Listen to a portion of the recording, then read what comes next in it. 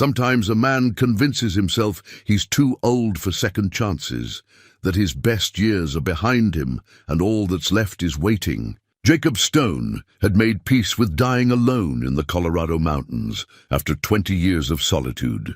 Then one November morning, a young woman named Sarah Whitmore appeared at his cabin door through the falling snow. She'd traveled 300 miles on horseback just to find him. What she said next would change his life forever. She'd been waiting for him for 7 years. But what would make a woman search the wilderness for a weathered mountain man twice her age? What secret connected them across all those years and miles? Before we jump back in, tell us where you're tuning in from. And if this story touches you, make sure you're subscribed, because tomorrow I've saved something extra special for you. The cabin sat at 9,000 feet, tucked into a hollow where the wind couldn't reach it but the sun could. Jacob Stone had built it with his own hands 20 years ago, when he'd first come to these mountains, running from a grief that threatened to swallow him whole. The logs were weathered silver grey now, chinked tight against the cold with moss and mud. A stone chimney rose from the center, sending up a thin ribbon of smoke most days. It wasn't much to look at, but it had kept him alive through 2 decades of winters that killed weaker men. He woke that November morning the way he always did, before dawn, when the world was still and quiet and belonged only to him. The cabin was cold enough that his breath misted in the darkness. He lay there for a moment under the heavy bearskin, listening. The wind had died during the night. That meant snow was coming, the heavy kind that turned the peaks into fortresses no man could cross until spring decided to loosen its grip. Jacob pushed himself up, feeling the familiar protest in his back and shoulders. 63 years old, and every one of them had left their mark. His feet found the cold floor, and he moved to the hearth, stirring the coals back to life. The kindling caught quickly. He never let a fire die completely. Not up here where cold could kill you before you realized you were in trouble. While the cabin warmed, he dressed in layers, wool long johns, canvas pants worn soft with age, a flannel shirt his wife had made him before she died, and a leather vest. His boots were moccasins he'd traded for, lined with rabbit fur. Quiet on the trap lines, warm enough for all but the worst days. He ran his fingers through his hair, silver now, past his shoulders because cutting it seemed like unnecessary effort, and tied it back with a leather cord. The mirror above his wash basin showed him the face he'd grown accustomed to, weathered brown skin, lines carved deep around his eyes and mouth, a beard that had gone from black to grey to pure white. His eyes were still clear, though, pale blue, like creek water. Margaret used to say they were the first thing she'd noticed about him. That was 40 years ago, when he'd been a young man working on her father's ranch in Montana, before the cavalry, before they'd married, before they'd lost everything. He pushed the memories away. That was the trick to surviving up here. You learned to lock the past in a room in your mind and only visited when you were strong enough to handle it. Most days, he wasn't. Jacob made coffee in a battered pot, the grounds reused until they gave up their last bit of flavor.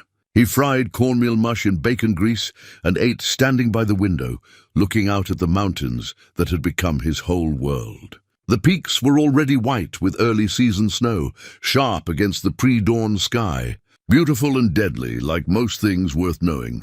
After breakfast, he gathered his gear for the trap line, a canvas pack, his knife, a hatchet, his rifle. The Winchester was older than his time in these mountains, but he kept it clean, and it had never failed him. Bear and mountain lions didn't care how old a man was. The rifle was the great equalizer. He stepped outside just as the sun broke over the eastern ridge. The cold hit him like a slap, sharp and clean. His breath plumed in front of him. The thermometer nailed to the cabin wall read 18 degrees, mild for November at this altitude. He'd seen it drop to 40 below, cold enough that trees exploded when their sap froze. The horses, 2 of them, a bay gelding named Sam and a paint mare called Birdie, nickered from the small corral. He'd built the shelter lean-to against the rock face, protected from the north wind. The animals had survived up here almost as long as he had. He fed them hay from his small store, checked their water. They'd need to make a trip down to Pine Ridge before the deep snows came. Supplies were running low: flour, salt, coffee. The things a man couldn't make or trap for himself. Jacob spent the morning running his trap line, a circuit that took him 3 hours through the timber and along the creek. He found 2 marten and a fox, all frozen solid in the traps. Good pelts. He'd get fair prices when he went down to trade. He reset the traps with practiced efficiency, his hands working even though they were numb with cold. This was the rhythm of his life: trap, check, skin, cure, trade. Day after day, season after season, year after year. By the time he returned to the cabin, it was past noon, and the sky had gone the flat grey-white that meant snow was close. He skinned the animals on the workbench behind the cabin, scraping the hides clean and stretching them on frames. The work was meditative, requiring attention but not thought. His mind could wander while his hands moved. He thought about Thomas Whitmore, which was unusual. He tried not to think about the people he'd left behind when he'd come to the mountains. Thomas had been barely 17 when Jacob had worked as foreman on the Walker Ranch in Wyoming. Eager kid, always trailing after Jacob, asking questions, wanting to learn everything about horses and cattle and the land. Jacob had been patient with him.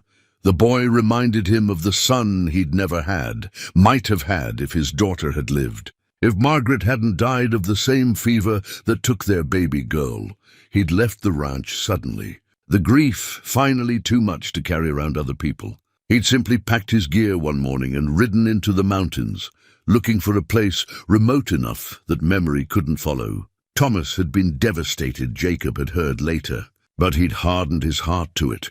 Better for the boy to learn early that people leave, that you can't count on anyone staying. That was 17 years ago. Thomas would be in his mid-30s now if he'd lived. Probably had a family, a ranch of his own. Jacob hoped he'd done well. The boy had deserved better than to be abandoned by another person he'd trusted.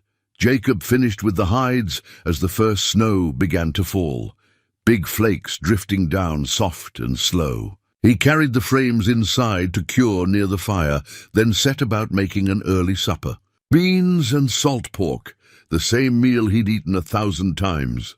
He'd just sat down to eat when he heard it, the sound of a horse moving through the snow outside. He froze, spoon halfway to his mouth. In 20 years, no one had come to his cabin uninvited. The few trappers and prospectors who worked this high country knew which valleys were his and stayed clear. Visitors meant trouble or tragedy, and he wanted no part of either. Jacob set down his bowl and picked up the rifle, checking the load by feel. He moved to the window and looked out through the gap between the shutters. A single rider was approaching through the falling snow, leading their horse rather than riding it. Smart. The trail up to his cabin was treacherous if you didn't know it. The figure was small, bundled in a heavy coat and hat. As they drew closer, Jacob realized with a start that it was a woman. His first thought was that she was lost, maybe separated from a party further down the mountain. His second thought was that she'd come a long way. The horse was exhausted, its head hanging low, its breath steaming in the cold air. The woman herself moved like someone at the end of their strength, each step deliberate and careful. Jacob watched her approach, his grip tightening on the rifle. She stopped 20 feet from the cabin, looking up at the structure with what seemed like relief. Then she called out, her voice clear despite the falling snow. "Mr. Stone." Jacob Stone. She knew his name. That changed everything. He moved to the door, keeping the rifle in his hand, but pointed at the ground. He opened it and stepped out onto the small porch he'd built to keep snow from drifting against the door. "I'm Stone," he said. His voice sounded rusty. He rarely spoke aloud up here. "Who's asking?" The woman pushed back her hat, and Jacob saw her face for the first time. Young, mid-20s at most, pretty in a practical way, with strong features and dark eyes that looked right at him without flinching. Her cheeks were red with cold, her lips chapped. She'd been traveling hard. "My name is Sarah Whitmore," she said. "Thomas Whitmore was my father." The world seemed to tilt slightly. Jacob felt something shift in his chest, a door he'd thought locked forever rattling on its hinges. Thomas. This was Thomas's daughter. He could see it now. She had her father's eyes, his determined jaw. "Thomas," Jacob said quietly. It wasn't a question, just the name hanging in the cold air between them. "Yes, sir." Sarah took a step closer, her horse following obediently. "He passed 7 years ago, riding accident. But before he died, he talked about you. He told me that if I ever needed help, if I ever needed to find someone who could teach me how to stand on my own, I should find Jacob Stone in the Colorado high country." Jacob's throat felt tight. 7 years. Thomas had been dead for 7 years, and he'd never known. The boy he'd mentored, the young man he'd left behind, gone. And this girl, this young woman, had spent years looking for him. "That's a long way to come," Jacob said finally. "And it's getting dark. There's weather moving in." "I know," Sarah said. "I've been riding for 2 weeks. I'm not going back down tonight." It wasn't a request. Jacob studied her for a long moment. She met his gaze steadily, and he saw something in her that reminded him of himself at that age, a kind of determined desperation, the look of someone who'd run out of other options. "You can stable your horse with mine," he said, making a decision he knew he'd probably regret. "We'll talk inside where it's warm." Relief flooded Sarah's face, though she tried to hide it. "Thank you." Jacob led her around to the corral, showing her where to put her horse and gear. The animal was a good one, a sturdy roan mare that had been well cared for despite the hard journey. While Sarah unsaddled, Jacob forked out hay and broke the ice on the water trough. They worked in silence, the snow falling heavier now, building up on their shoulders and hats. When they finally entered the cabin, Sarah stopped just inside the door and looked around. Jacob tried to see it through her eyes, small, dim, sparse. A single room with his bed in one corner, the table and chairs he'd made from lodgepole pine, shelves holding his few possessions, the hearth taking up most of one wall. Pelts and hides hung from the rafters, drying. It smelled like wood smoke, leather, and coffee. A hermit's den. "Sit," Jacob said, gesturing to the table. "You hungry?" "Starving," Sarah admitted. She removed her coat and hat, revealing a simple dress underneath, practical wool in dark blue. Her hair was brown, braided and pinned up. She sat at his table like she belonged there, which unsettled him more than he wanted to admit. Jacob heated up the beans and pork, adding more to the pot. He sliced bread he'd baked 2 days ago, hard now but edible, when soaked in the bean juice. He poured coffee into 2 tin cups and set everything on the table. Sarah ate like she meant it, not dainty but not wasteful either. He found himself watching her hands, work roughened, capable. Her father's hands. "Tell me about Thomas," Jacob said when she'd taken the edge off her hunger. "How did it happen?" Sarah set down her spoon. "He was breaking a horse for a neighbor. 3-year-old stallion, mean-spirited. The horse threw him and he hit his head on a fence post. He lived for 2 days, mostly unconscious. But there were moments when he was clear. That's when he talked about you." Jacob felt the old guilt rise up, familiar as an ache in his bones. "I should have stayed, should have been there." "He never blamed you," Sarah said quickly. "He understood why you left. He told me about your wife, your daughter. He said you'd taught him that sometimes a man has to walk away from everything to save what's left of himself." The words hit harder than Jacob expected. He stood abruptly, moving to the window. Outside, the snow was falling in earnest now, already covering the ground in a thick blanket. "Why are you really here, Sarah?" he asked, his back to her. "Your father's been gone 7 years. Why now?" He heard her take a breath, gathering herself. "Because I'm running," she said simply. "And I don't have anywhere else to go." Jacob turned to face her. In the firelight, she looked younger and older at the same time. Young enough to have a whole life ahead of her, old enough to have already seen too much of the world's hardness. "Running from what?"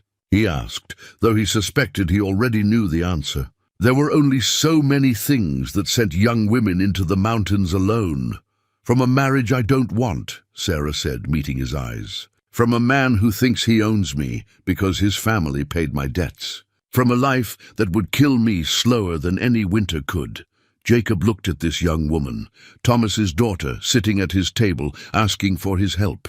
Every instinct told him to say no, to send her back down the mountain in the morning, to preserve the solitude he'd built so carefully. He was too old, too set in his ways, too damaged to take responsibility for another human being. But there was another voice, quieter but insistent. The voice that remembered Thomas's eager face, the boy's loyalty and trust. The voice that knew what it meant to be desperate enough to ride 300 miles into the wilderness looking for hope. "You can stay until the snow melts," Jacob heard himself say. "That's 3, maybe 4 months. But when the pass is clear, you'll need to decide what comes next. I can't fix your life for you." Sarah's eyes shimmered, but she didn't cry. "I don't need you to fix anything. I just need time to figure out how to fix it myself." "That's all I'm asking," Jacob nodded slowly. "Then we have an understanding." "Thank you," Sarah said quietly. "Don't thank me yet," Jacob replied. "Winter up here is harder than you can imagine. You might regret this choice before spring comes." Sarah smiled, a small, determined expression that reminded him so much of her father, it hurt to look at. "I won't regret it," she said. "I've been waiting 7 years to find you, Mr. Stone. Whatever happens now, at least I'm finally where I'm supposed to be." Jacob didn't know what to say to that, so he said nothing. He moved to the corner where he kept his spare blankets and began making up a pallet near the fire. Tomorrow, he'd figure out how to reconfigure the cabin for 2 people. Tonight, he'd give her the warmest spot and take the cold himself. It was the least he could do for Thomas's daughter.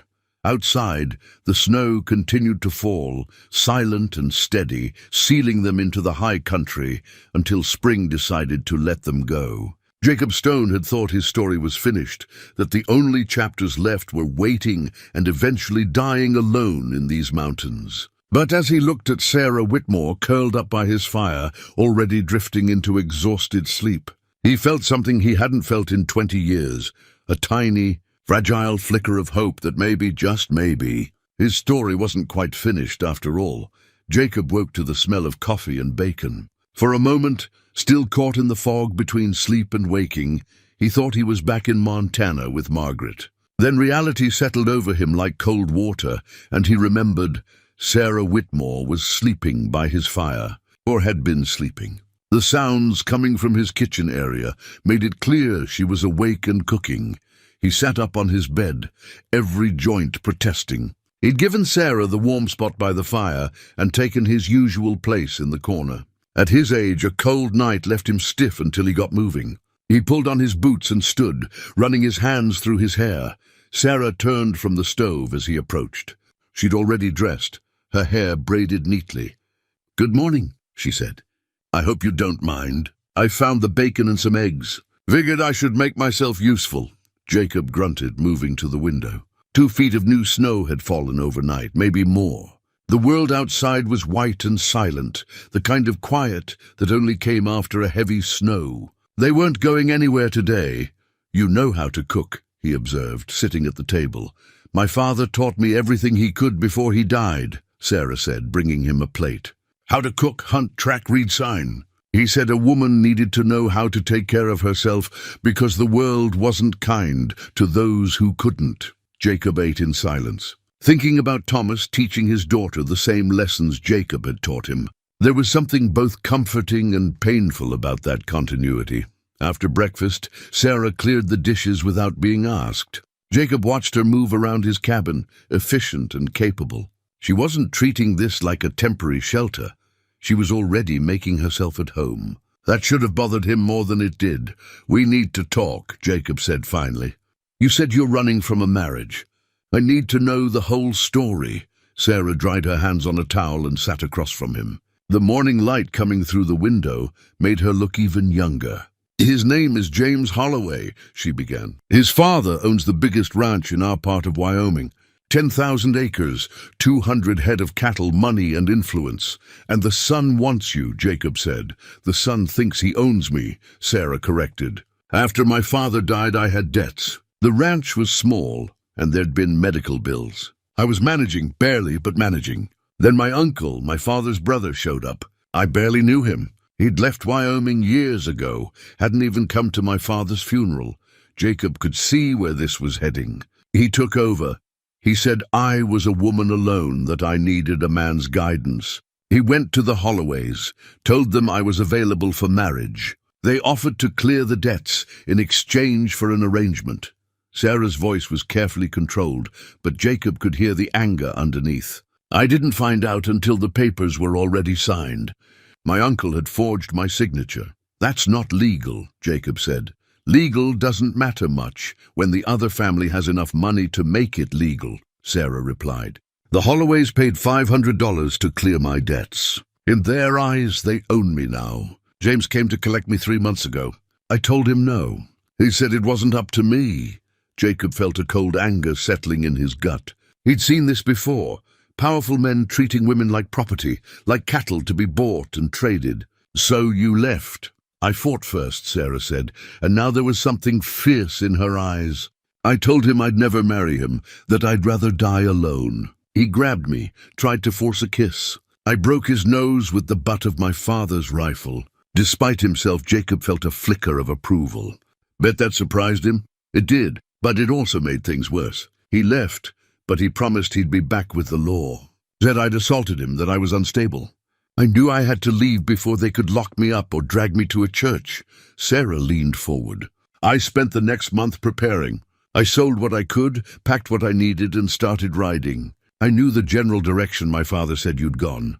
I asked at every settlement, every trading post. Most people hadn't heard of you, but an old trapper in Durango said he knew a man named Stone who lived high up in the San Juans, a hermit who didn't want company. He drew me a rough map. Jacob shook his head slowly.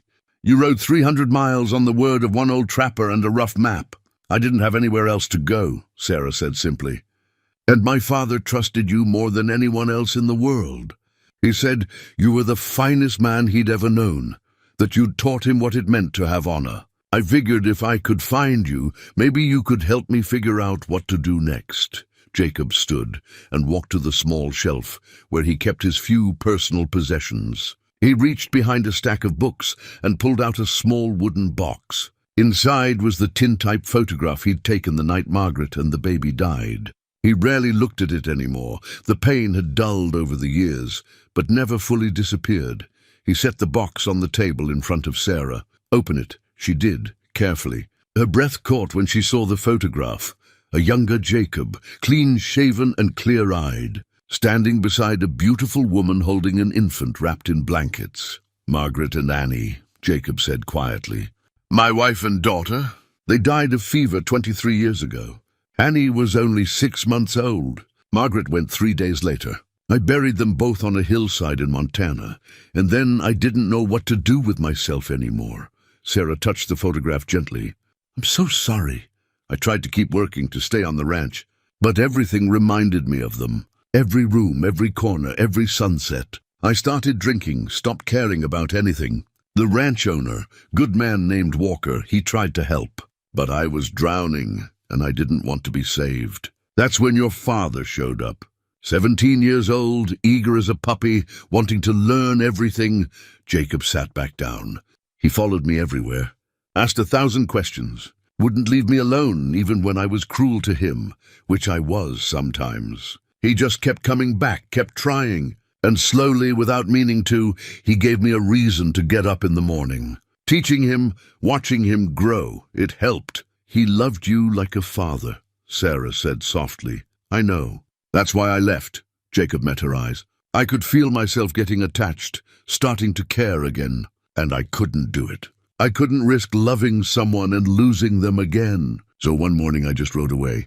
Didn't say goodbye, didn't explain. Just vanished into these mountains where loss couldn't follow.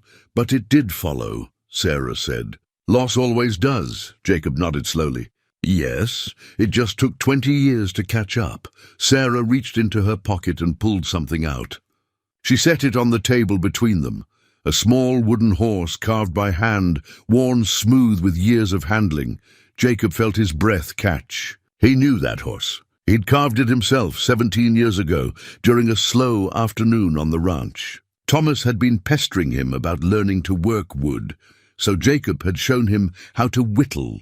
He'd made the horse as a demonstration, then given it to the boy.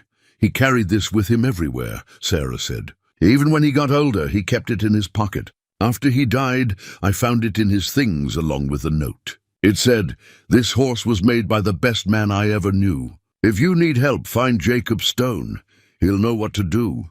Jacob picked up the wooden horse with trembling hands. It was rough work, the proportions slightly off, the mane too thick. But he remembered making it, remembered Thomas's face when he'd handed it over. The boy's eyes had lit up like Jacob had given him gold. I don't know what to do, Jacob admitted, his voice rough. I don't know how to help you, Sarah. I'm just an old man hiding in the mountains. You're more than that, Sarah said firmly. You're the man my father trusted above everyone else. You're the reason I rode 300 miles through late-season weather. You're my last hope. The words hung in the air between them. Jacob wanted to deny them, to send her away, to retreat back into his comfortable solitude. But looking at Thomas's daughter, holding the wooden horse he'd carved so long ago, he found he couldn't do it. The Holloways will come looking for you, Jacob said finally. If you're worth $500 to them, they won't just let you disappear. I know, Sarah said. I've been watching my back trail. I don't think they've found me yet, but they will eventually. Someone will remember a woman traveling alone, asking questions. They'll follow. And when they get here, Sarah's jaw set in a determined line. Then we deal with it, together. Jacob wanted to argue, to explain that there was no together, that he'd sworn off partnerships and connections 20 years ago. But something in Sarah's eyes stopped him, not pleading or desperation, but a quiet strength that reminded him of her father. Thomas had had that same quality, a determination that bent but never broke. Your father was a good man, Jacob said quietly, one of the best I've known. He deserved better than I gave him. He thought the world of you until his dying day, Sarah replied. That's what matters. Jacob set the wooden horse back on the table. I'll teach you what I can. How to survive up here, how to take care of yourself. When spring comes, we'll figure out your next step. But Sarah, he met her eyes seriously, I can't promise anything beyond that. I'm not the man your father thought I was. I'm just someone who learned how to survive alone.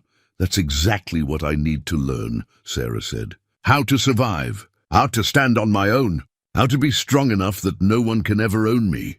Jacob nodded slowly. Then that's what I'll teach you. But it won't be easy.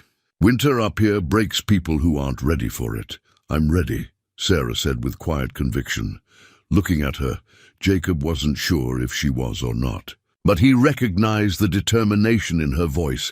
It was the same determination that had carried him into these mountains 20 years ago and kept him alive ever since. Maybe Thomas's daughter had inherited more than his eyes and his jawline. Maybe she'd inherited his strength too. Tomorrow we start, Jacob said. I'll show you the trap lines, teach you to read the weather, show you how to preserve meat and gather the plants that'll keep scurvy away. You'll work harder than you ever have in your life. Good, Sarah said simply. Jacob stood and moved to the window again, looking out at the snow-covered world. His carefully constructed solitude had been shattered by a young woman carrying a wooden horse and her father's last words. He should have been angry, should have felt invaded. Instead, he felt something else, something that felt dangerously like purpose. You should know, Jacob said without turning around. I'm not good at this, at being around people, at caring what happens to them. I'll probably say the wrong things and be too harsh and not understand what you need. That's okay, Sarah's voice came from behind him. I'm not good at asking for help or accepting charity or admitting when I'm scared. We'll figure it out together. Together. That word again. Jacob had spent 20 years making sure there was no together in his life. And now, here was Thomas's daughter, disrupting everything, bringing the past crashing into the present with a wooden horse and a story of running from men who thought they could own her. He turned to face her. Your father would be proud of you. Coming this far, standing up for yourself. That took courage. Sarah's eyes glistened, but she blinked the tears away. I hope so. I hope I'm doing what he would have wanted. You are, Jacob said with certainty. And in that moment, he made a silent promise to Thomas Whitmore. The eager boy he'd abandoned 17 years ago, he'd protect this girl, teach her what she needed to know, and help her become strong enough to face whatever came next. It was the least he could do for the son he'd never had. Outside, the snow continued to fall, covering the world in white silence. Inside the cabin, two people who'd been running from different kinds of pain found themselves in the same place, bound together by a dead man's love and a wooden horse carved long ago. It wasn't the beginning Jacob had expected, but perhaps it was the beginning he needed. The first full day together began before dawn, as all of Jacob's days did. He woke Sarah gently, still uncomfortable with having another person in his space, but determined to follow through on his promise to Thomas. "Time to work," he said simply. Sarah was dressed and ready within minutes. No complaints about the early hour or the cold that had seeped into the cabin overnight. Jacob noted this with approval. Complaining was a luxury that got people killed in the mountains. He showed her how he built up the fire each morning, the precise arrangement of kindling and logs that would burn hot enough to cook on, but not waste precious wood. Then he demonstrated his method of making coffee. Grounds measured carefully, water from the barrel he'd filled before the snow came, boiled just long enough to extract the flavor without making it bitter. "We checked the traps first," Jacob explained, as they ate a quick breakfast of fried cornmeal and the last of the eggs. "Every day, no matter the weather. An animal left too long in a trap suffers, and the pelt can be ruined by scavengers." "How far is the trap line?" Sarah asked. 3 hours round trip on a good day. "Longer in deep snow?" Jacob studied the sky through the window. "Today will be longer. We got 2 feet last night, and there's more coming." They dressed in layers, Sarah borrowing one of Jacob's extra coats, which hung large on her smaller frame. He gave her a pair of snowshoes he'd made years ago, but rarely used. They were too small for his feet, but fit Sarah well enough. "Stay behind me," Jacob instructed as they stepped outside. "Step where I step." The drifts hide deadfall and holes. A broken ankle up here is a death sentence. Sarah nodded seriously, and they set out into the white world. The morning was brutal in its beauty. The sun hadn't yet cleared the peaks, leaving the valley in blue-grey shadow. Their breath plumed in the frigid air, and the only sound was the crunch of snow under their snowshoes, and the occasional crack of a tree branch releasing its burden of ice. Jacob led them along the trap line he'd established years ago, each trap carefully placed near game trails or water sources. The first 3 traps were empty. The storm had kept the animals in their dens. The 4th held a marten, frozen solid, its dark fur perfect. "Watch," Jacob said, and showed Sarah how to remove the animal without damaging the pelt, how to reset the trap exactly as it had been. "You're not just taking from these mountains. You're part of them. Respect that." Sarah watched intently, asking questions that showed she was thinking, not just memorizing. "How did you know where to place the trap? How could you tell if a trail was active or abandoned? What other signs should you look for?" Jacob found himself slipping into the rhythm of teaching, something he hadn't done since Thomas. There was satisfaction in passing on knowledge, in watching understanding dawn in someone else's eyes. They were checking the 6th trap, deep in a stand of pine, when Jacob felt the hair on the back of his neck rise. He stopped abruptly, holding up a hand. Sarah froze behind him. "What?" she started to whisper. "Quiet," Jacob breathed. He'd survived 20 years in these mountains by trusting his instincts, and right now every instinct was screaming danger. He scanned the trees slowly, looking for movement, for anything out of place.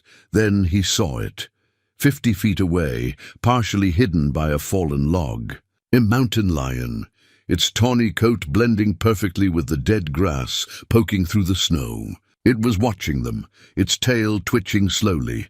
Jacob's hand moved carefully to his rifle, easing it from his shoulder. He didn't take his eyes off the cat. Mountain lions didn't usually attack humans, but a hungry one in winter might take the chance, especially with 2 people who smelled like fear. "Sarah," Jacob said quietly, "when I tell you back away slowly, don't run. Keep your eyes on the cat. If it charges, make yourself big and make noise. Understand?" "Yes," Sarah whispered, and Jacob could hear the fear in her voice, but also the control. She wasn't panicking. The lion rose from its crouch, muscles rippling under its coat. Jacob raised the rifle slowly, sighting down the barrel. He didn't want to kill the cat. It was just trying to survive like everything else up here. But he wouldn't hesitate if it came to protecting Sarah. Easy, Jacob said, though he wasn't sure if he was talking to the lion, Sarah, or himself. We're just passing through. The lion stared at them for what felt like forever, but was probably only seconds. Then with a flick of its tail, it turned and melted into the forest, disappearing as silently as it had appeared. Jacob waited a full minute before lowering the rifle.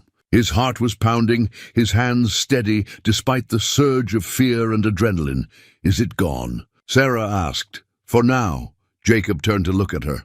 Her face was pale, but her eyes were clear. You did good. You stayed calm. I was terrified, Sarah admitted.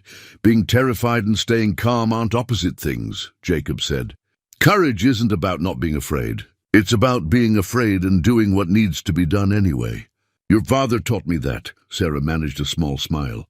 He used to say the same thing. They continued the trap line, both of them more alert now, aware of how quickly things could turn dangerous. Jacob found himself watching Sarah as much as the terrain, noticing how she moved, careful but not timid, learning the rhythm of the snowshoes, asking questions when something didn't make sense. By the time they returned to the cabin, it was midday and more snow was falling. They'd collected 2 more marten and a fox, good pelts that would bring fair prices. Inside, Jacob started a fire, while Sarah hung up their coats to dry. Now you learn to skin, Jacob said, and took her to the workbench he'd set up behind the cabin, sheltered under an overhang. The work was cold, precise, and not for the squeamish. Jacob showed her how to make the initial cuts, how to work the skin free from the meat without tearing it, how to stretch it on the frame to cure. Sarah watched closely, and when he handed her the knife and the second marten, she worked slowly but competently. My father taught me to dress deer and rabbits, she said as she worked. This isn't so different. It's not, Jacob agreed. Life and death, that's all hunting comes down to. Taking life to preserve your own. There's no shame in it, but there's no glory either. It's just what has to be done. They worked side by side in the cold, their breath misting, their hands going numb. When the pelts were stretched and set aside to cure, they went back inside where the fire had warmed the cabin to something approaching comfortable. Jacob made coffee, and they sat at the table, the afternoon light dimming early, as it did in winter. Sarah's hands were red from the cold and the work, but she didn't complain. Tell me about him, she said suddenly. About my father when you knew him. I have my memories, but I was young. I want to know what he was like when he was learning, when he was the age I am now. Jacob wrapped his hands around his coffee cup, feeling the warmth seep into his frozen fingers. He'd spent so long not talking about the past that the words felt rusty. He was eager, Jacob said finally, almost too eager. He'd volunteer for anything, throw himself at any task, made mistakes because he rushed, but he never made the same mistake twice. That's the mark of someone worth teaching, not that they never fail, but that they learn from failing, Sarah smiled. That sounds like him. He was kind too, Jacob continued, in a world that doesn't always reward kindness. He'd spend his own money to buy feed for a neighbor's horse, stay up all night with a calving cow that wasn't even ours. The other hands teased him for it, called him soft. But your father, Jacob paused, remembering he didn't let it change him. He just kept being decent, kept helping where he could. He taught me that, Sarah said quietly. He used to say that the measure of a person wasn't what they did when someone was watching, but what they did when no one would ever know. Jacob felt something twist in his chest. He said that? All the time. I told him that, Jacob said. 20 years ago, when he asked me what made a good man, I didn't think he'd remember. He remembered everything you taught him, Sarah said. He talked about you even years later. The time you taught him to shoe a horse, the way you could read weather in the clouds, how you never lost your temper even when he messed things up. You shaped who he became. Jacob had to look away, overwhelmed by emotions he'd kept locked down for too long. I wish I'd stayed. I wish I'd been there when he understood why you left, Sarah interrupted gently. He told me about your wife and daughter. He said your heart was broken and you needed time to heal, even if that time ended up being forever. He never blamed you. Maybe he should have, Jacob said roughly. Maybe you should stop blaming yourself, Sarah replied. They sat in silence for a while, the fire crackling, the snow tapping against the windows. Jacob felt exposed, raw, like 20 years of protective scars had been peeled away in a single conversation. I can't replace him, Jacob said finally. I can't be the father you lost. I'm not asking you to be, Sarah said. I'm just asking you to help me become strong enough to face what's coming. That's all, Jacob nodded slowly. Then that's what we'll do. Tomorrow we'll work on reading sign tracking game. You need to be able to feed yourself if something happens to me. Nothing's going to happen to you, Sarah said with more confidence than the situation warranted. In these mountains, anything can happen, Jacob corrected. And you need to be ready for all of it. That evening, after a simple dinner of beans and salt pork, Sarah surprised him by producing a small book from her pack, a collection of poems. She read aloud by the firelight, her voice soft and steady, and Jacob found himself listening despite his usual impatience with such things. My father loved poetry, Sarah explained. He said it reminded him that there was beauty in the world even when things were hard. Jacob thought about that as he lay in his bed later, listening to Sarah's quiet breathing from her pallet by the fire. He'd spent 20 years focused only on survival, on enduring from one day to the next. He'd forgotten about beauty, about connection, about anything beyond the simple mechanics of staying alive. Thomas's daughter was reminding him of things he'd deliberately forgotten. It was uncomfortable and unsettling and, if he was honest with himself, not entirely unwelcome. The cabin felt different with another person in it, warmer somehow, more alive. Outside, the wind picked up, howling through the peaks with a sound like wolves singing. Jacob had always found comfort in that sound, proof that he was truly alone, truly isolated from the world that had hurt him so badly.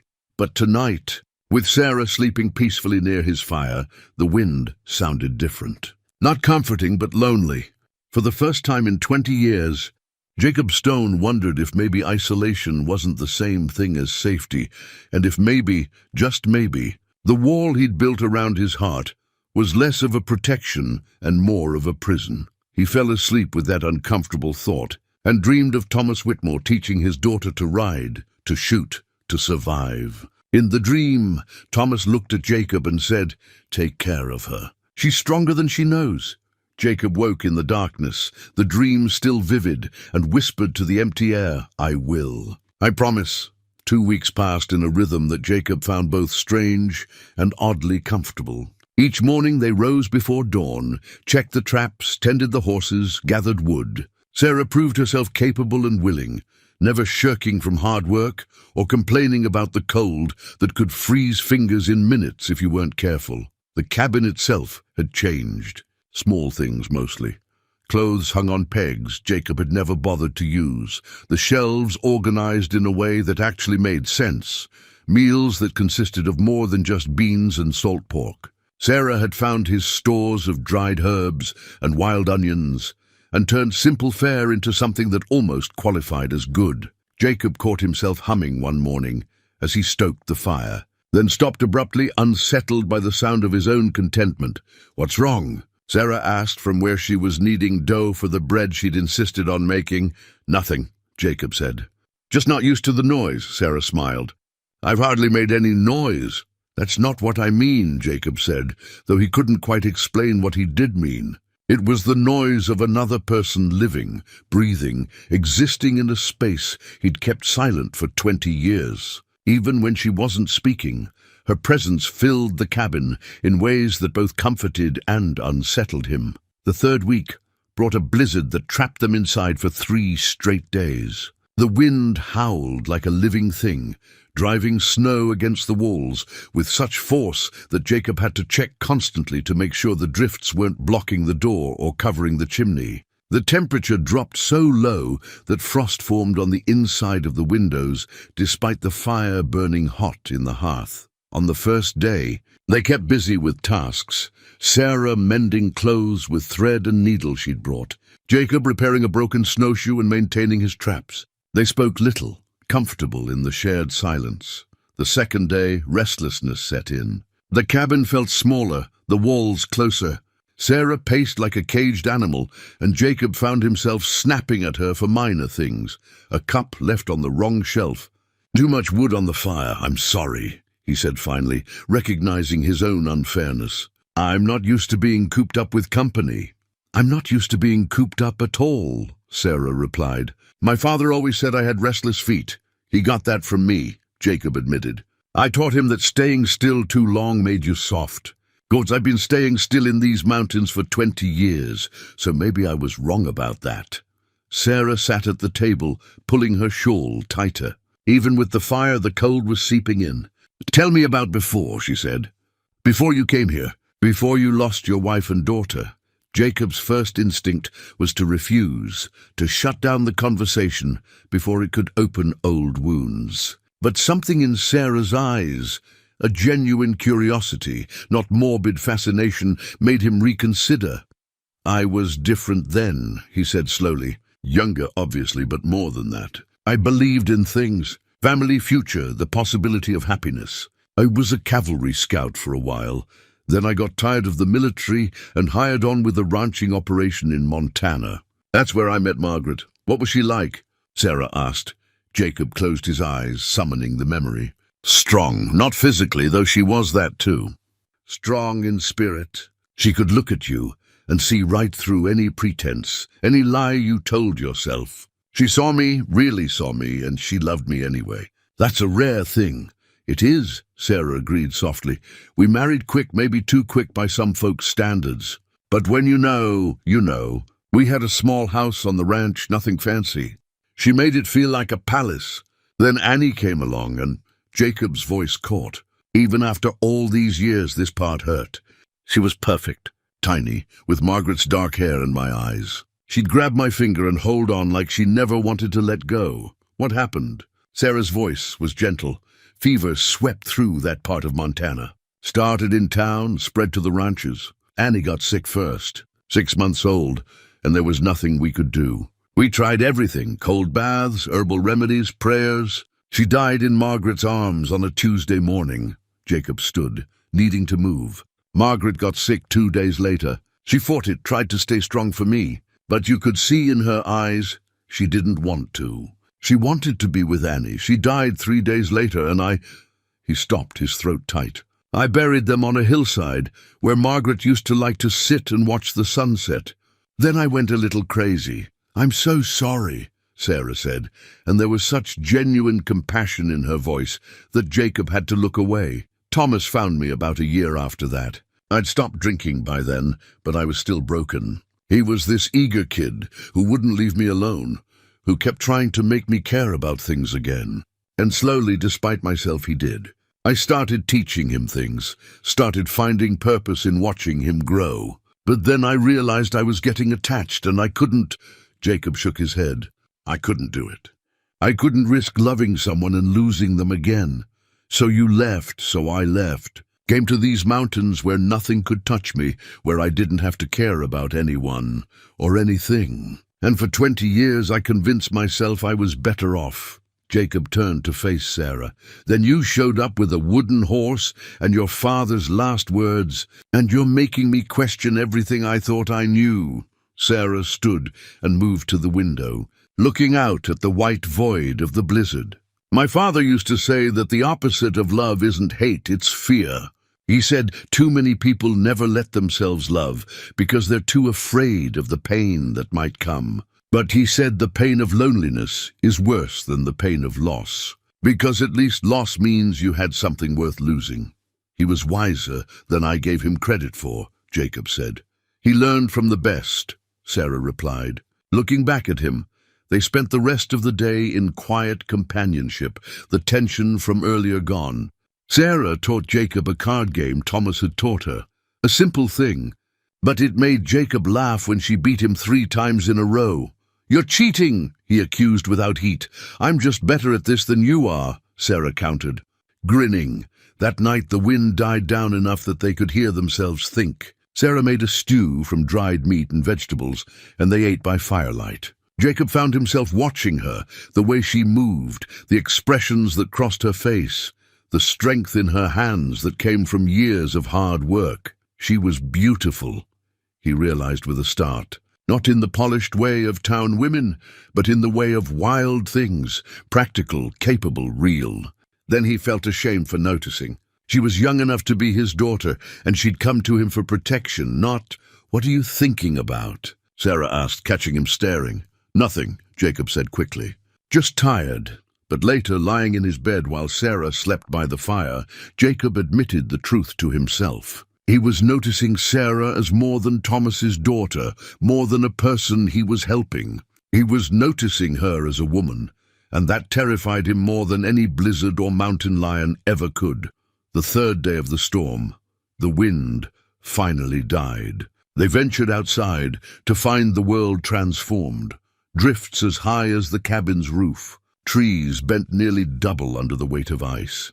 The sky, clear and brilliant blue. "It's beautiful," Sarah breathed. "Standing in snow up to her knees, it's deadly," Jacob corrected. But even he had to admit there was something magnificent about the pristine white landscape. "We need to dig out the horses, check the traps, make sure the roof hasn't been damaged." They worked together, falling into the easy partnership they'd developed. Sarah no longer needed detailed instructions. She anticipated what needed to be done and did it. Jacob found himself relying on her in ways he hadn't relied on anyone in 20 years. When they checked the trap line that afternoon, they found that the storm had been both cruel and kind. 2 traps had been buried and would need to be relocated, but 3 others held prime pelts. Fox, marten, and a lynx with fur so thick and perfect that Jacob knew it would bring top price. "We're going to need to go to Pine Ridge soon," Jacob said as they headed back to the cabin, carrying their haul. "Supplies are running low, and I need to trade these pelts before they start to deteriorate." He felt Sarah tense beside him. "How soon?" she asked. "Week, maybe 2 if we stretch what we have. But we'll need flour, coffee, salt, things we can't make ourselves." Sarah was quiet for a long moment. "What if someone recognizes me? What if the Holloways have spread word?" Jacob had been thinking about that. Pine Ridge is small, but it's isolated. News travels slow this time of year, and even if someone has heard something, these mountain folk mind their own business. They won't ask questions they don't want answers to. "You hope," Sarah said. "I hope," Jacob agreed. "But we don't have much choice. We can't survive the winter without supplies." That evening, Sarah was quieter than usual. She sat by the fire, staring into the flames, her hands working a piece of leather she was softening for new gloves. "What are you afraid of?" Jacob asked finally. Sarah looked up, surprised by the directness of the question. "That they'll find me. That they'll take me back. That I'll have fought this hard for nothing." "They won't take you," Jacob said with more certainty than he felt. "I won't let them."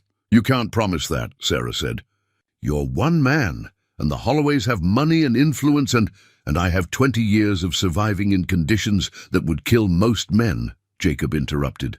"I have knowledge of this country that no amount of money can buy. And I have—" He paused, surprised by what he was about to say. "I have something worth protecting now.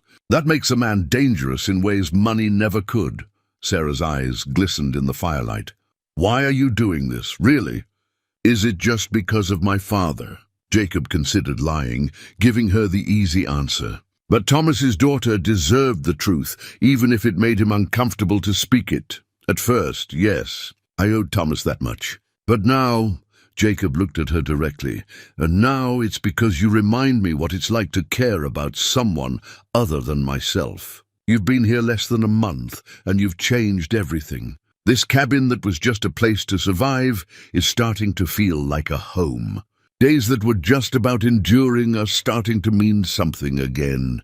"Jacob," Sarah started. "Let me finish," he said.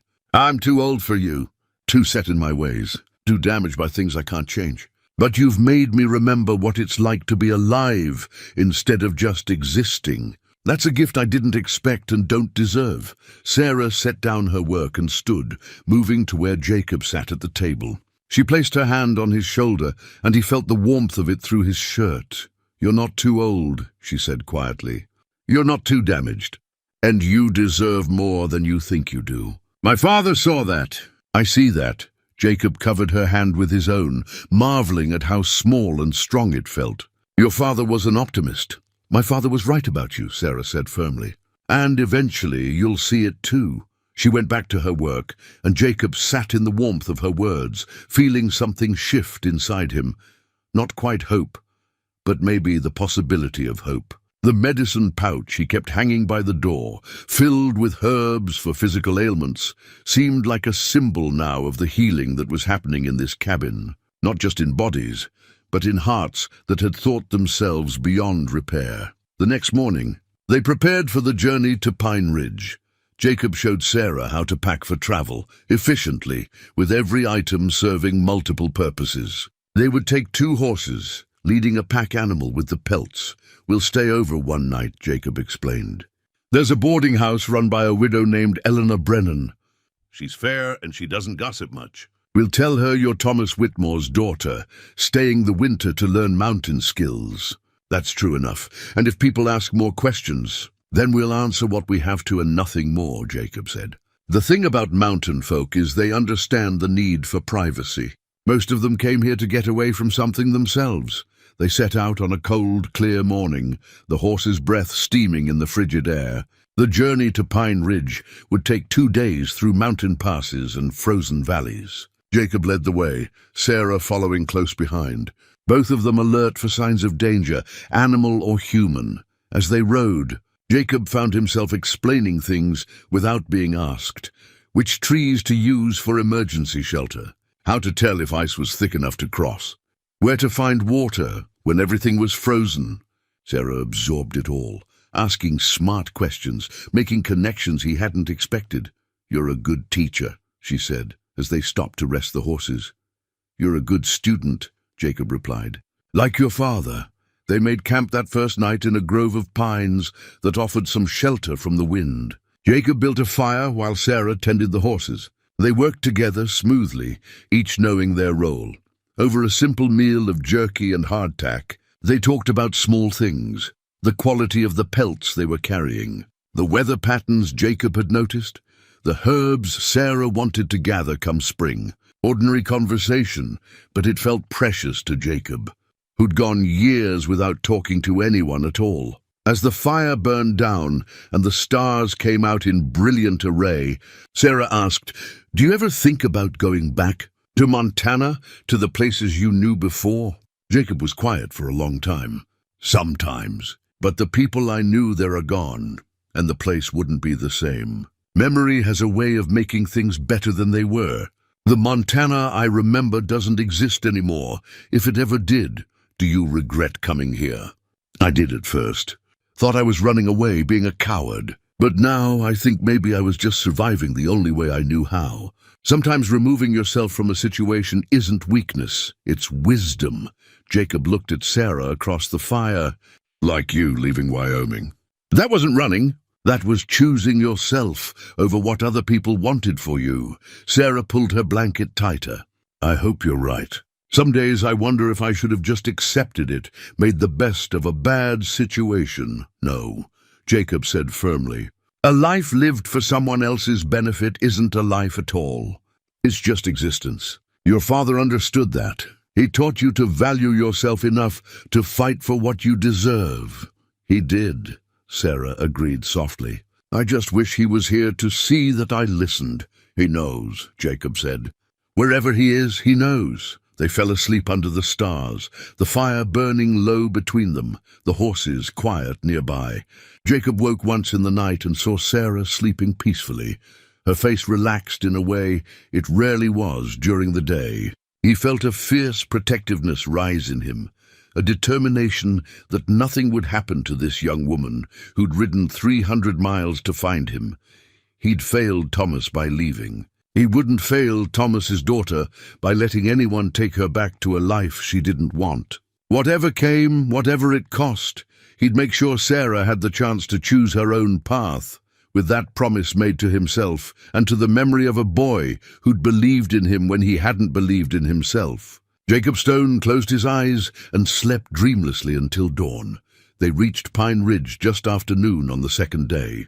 The settlement consisted of perhaps 20 buildings scattered along a frozen creek, A general store, a saloon, a boarding house, a church, and various homes and outbuildings. Smoke rose from chimneys into the cold air, and a few people moved about their business, bundled against the cold. Jacob felt Sarah tense as they rode down the main street. He understood her anxiety. After weeks alone in the mountains, the presence of other people felt intrusive, potentially dangerous. "Easy," he said quietly. "Let me do the talking." They stopped first at the general store, a long building with a covered porch. Ezra Hawkins, the owner, was a man in his 60s with a face weathered by decades of mountain winters. He looked up from his ledger as they entered, and his eyes widened slightly at seeing Jacob with a companion. "Jacob Stone," Ezra said, genuine surprise in his voice. "Didn't expect to see you until spring." "Supplies ran low," Jacob said simply. "Ezra, this is Sarah Whitmore, Thomas Whitmore's daughter." Ezra's expression shifted to something more respectful. "Thomas Whitmore, good man. Heard he passed some years back." "My condolences, miss." "Thank you," Sarah said quietly. "She's staying the winter," Jacob continued, "learning to manage in the high country. I need the usual, flour, coffee, salt, sugar if you have it, and I've got pelts to trade." While Ezra examined the pelts, nodding appreciatively at the quality, Jacob noticed other people in the store casting curious glances their way. Two women by the fabric bolts whispered to each other. An old prospector by the tobacco openly stared. "Fine pelts," Ezra said finally. "The links especially. They can give you fair credit, enough to cover your supplies and then some." They completed the transaction with the efficiency of two men who'd done business together for years. As Ezra's son loaded their supplies onto the pack horse, Ezra leaned closer to Jacob. "There's been talk," he said quietly. "Strangers came through about a week ago, asking about a young woman traveling alone. Said she was disturbed, ran away from family, offered money for information." Jacob felt his jaw tighten. "What did you tell them?" "Nothing. Hadn't seen anyone matching that description, which was true at the time." Ezra glanced at Sarah, who was examining some fabric with forced interest. "But others might not be so careful with their words. Just thought you should know." "Appreciated," Jacob said. As they stepped out of the store, a woman's voice called out, "Jacob Stone, is that really you with a woman?" Eleanor Brennan stood on the porch of her boarding house across the street. She was perhaps 55, with iron-grey hair and a face that could be stern or kind, depending on her mood. Right now she looked delighted and curious in equal measure. "Eleanor," Jacob acknowledged, leading Sarah across the street. "This is Sarah Whitmore," Eleanor finished, her eyes sharp with intelligence. "Thomas Whitmore's girl, I heard. News travels fast in a small town." She smiled at Sarah warmly. "Your father stayed at my boarding house once, about 15 years ago. He was a gentleman and paid his bill on time, which makes him memorable in my business." Sarah relaxed slightly. "It's nice to meet you, Mom." "Come inside," Eleanor said, waving them toward the door. "I've got hot coffee and fresh bread, and I imagine you both could use something that isn't cooked over a campfire." The boarding house was warm and clean, with simple but comfortable furnishings. Eleanor led them to a table in the dining room and brought coffee and thick slices of bread with butter and jam. Sarah's eyes lit up at the sight of real jam, something they didn't have in the mountains. "Now then," Eleanor said, sitting with them, "I imagine there's a story here, and I'm too old to pretend I'm not curious. But I'm also old enough to know when not to ask questions. So I'll just say this, if you need rooms for the night, I have 2 available. And if you need someone who knows how to keep her mouth shut, that's also available." Jacob found himself grateful for Eleanor's directness. 2 rooms would be good, and discretion would be appreciated, Eleanor nodded. "The men who came through last week, they weren't the sort I liked. Too smooth, too confident. The kind who think money makes them better than everyone else. They're staying at the saloon down in Willow Creek, about 30 miles south. Or they were when they left here." "Thank you for the information," Sarah said quietly. "Your father was a good man," Eleanor said, her voice gentler. "And Jacob here, despite being a hermit who barely talks to anyone, is decent folk. That's enough for me. Now eat up, and then I'll show you to your rooms. You both look like you could use a proper night's sleep in an actual bed." After they finished eating, Eleanor led them upstairs. She gave Sarah a room at the front of the house, small but clean, with a real bed and a window that looked out on the street. Jacob's room was next door, similar in size. "There's a bathing room at the end of the hall," Eleanor said. "Hot water costs extra, but I suspect you'll both want it. I'll heat some up." When Eleanor left, Jacob turned to Sarah. "Stay in your room tonight. Don't wander around town alone." "I'm not a child," Sarah said, a flash of irritation in her eyes.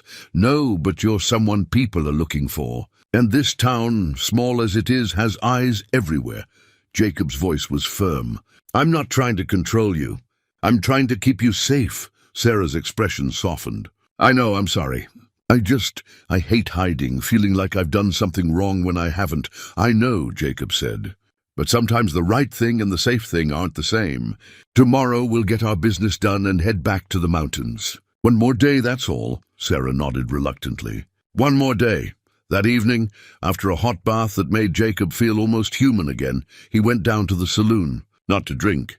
He'd learned that lesson years ago, but to listen. Saloons were where information flowed, where you learned what was happening in the wider world. The Pine Ridge Saloon was small and smoky, with a dozen men scattered at tables. Jacob recognized most of them, trappers, prospectors, a few ranch hands from the lower valleys. He ordered coffee at the bar, ignoring the knowing looks from men who remembered when he'd ordered whiskey instead. Clayton Pierce, an old rancher who'd been working these mountains longer than Jacob, waved him over to a table. "Stone," Clayton said. "Heard you came down with company." "That's news. Thomas Whitmore's daughter," Jacob said, sitting. "Teaching her to survive the high country." Clayton's weathered face creased in a smile. "Teaching, is that what they're calling it now?"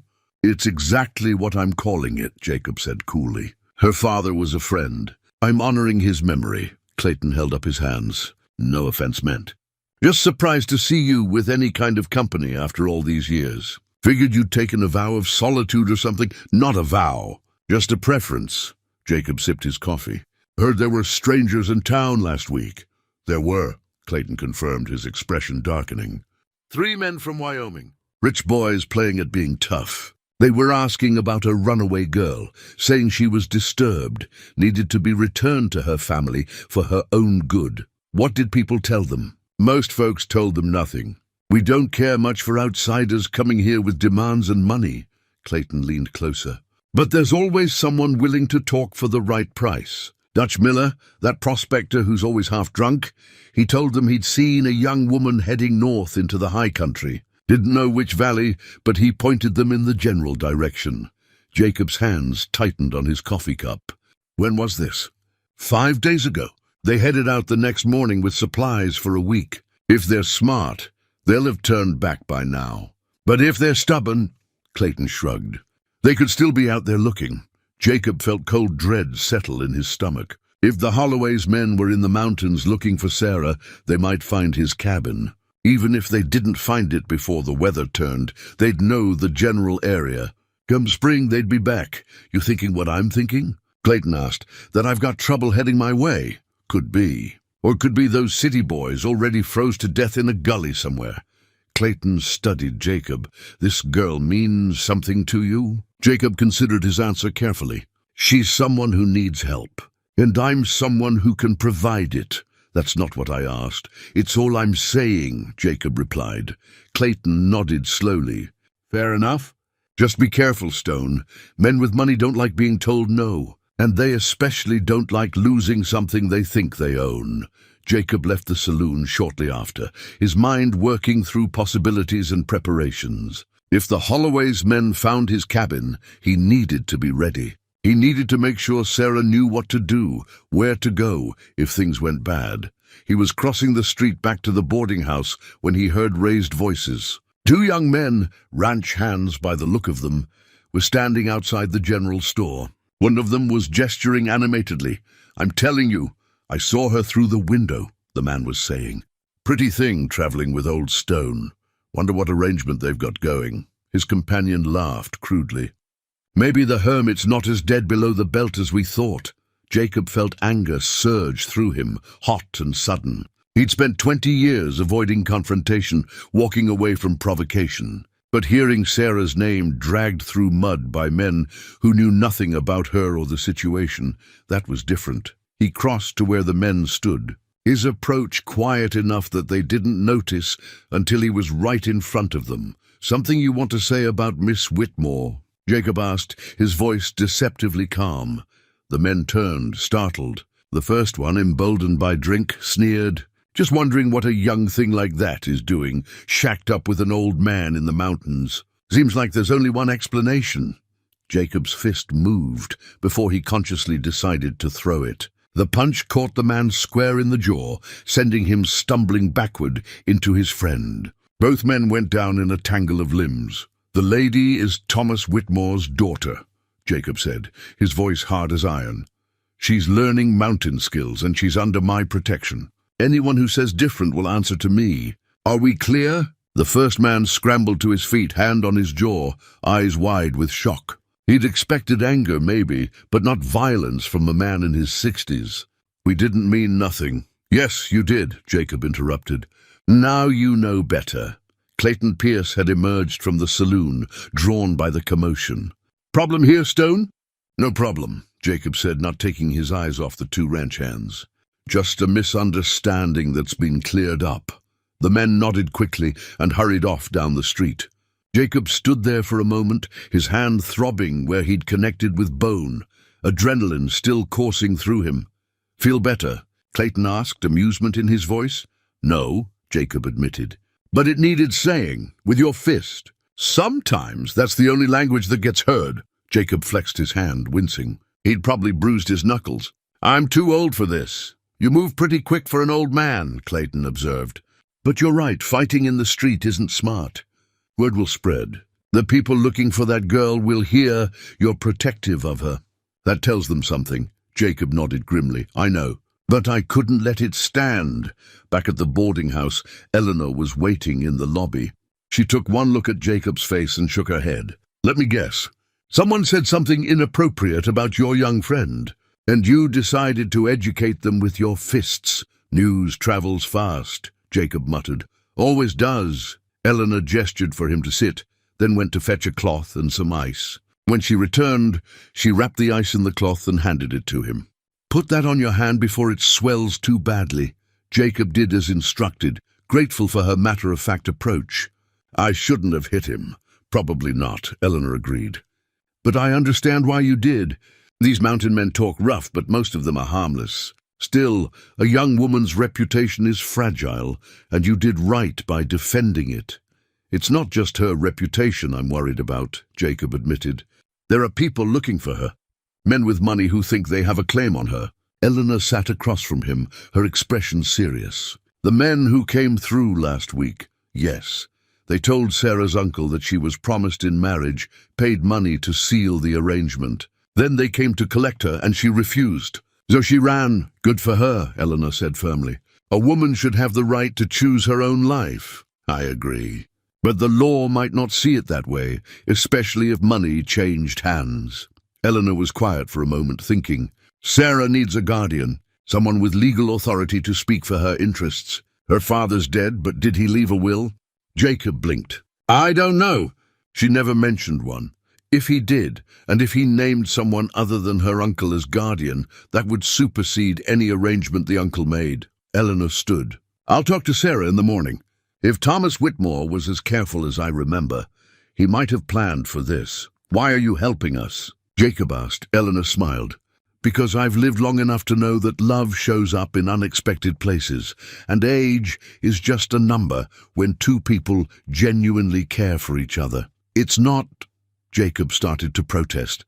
"Isn't it?" Eleanor interrupted gently. "I saw how you looked at her in the dining room, and how she looked at you. Maybe you haven't admitted it to yourselves yet, but it's there. And there's nothing wrong with it, despite what small-minded people might say." Jacob felt heat rise in his face. "She's young enough to be my daughter. She's a grown woman who survived loss, hardship, and a 300-mile journey through dangerous country to find you. That's not a child. That's someone who knows her own mind." Eleanor patted his shoulder. "Don't let fear of what others think stop you from living, Jacob. You've been alone long enough." She left him sitting there with ice on his hand and uncomfortable truths in his mind. He'd convinced himself that his feelings for Sarah were purely protective, born of his connection to her father. But if he was honest, truly honest, there was more to it than that. He cared for her, not just as Thomas's daughter, not just as someone under his protection, but as Sarah herself. Her strength, her determination, her kindness. The way she listened when he talked, really listened, like his words mattered. The way she'd transformed his cabin from a hermit's cave into something that felt like a home, and that terrified him more than any threat from the Holloways ever could. The next morning, Jacob woke early and found Eleanor already in the kitchen preparing breakfast. Sarah came down shortly after, looking rested but wary. "How's your hand?" Sarah asked, noticing the bruising on Jacob's knuckles. "Fine," Jacob said. "Just a misunderstanding last night." Eleanor set plates of eggs and bacon in front of them. "The misunderstanding where Jacob defended your honor with his fists." Sarah's eyes widened. "What?" "Some ranch hands were talking loosely," Jacob said, uncomfortable with the attention. "I corrected them. You hit someone for talking about me." Sarah looked torn between gratitude and concern. "Jacob, you could have been hurt or arrested. I'm fine. And they won't talk like that again." Jacob met her eyes. "I won't let anyone disrespect you, Sarah, not while I'm around." Something passed between them in that moment, an understanding that went beyond words.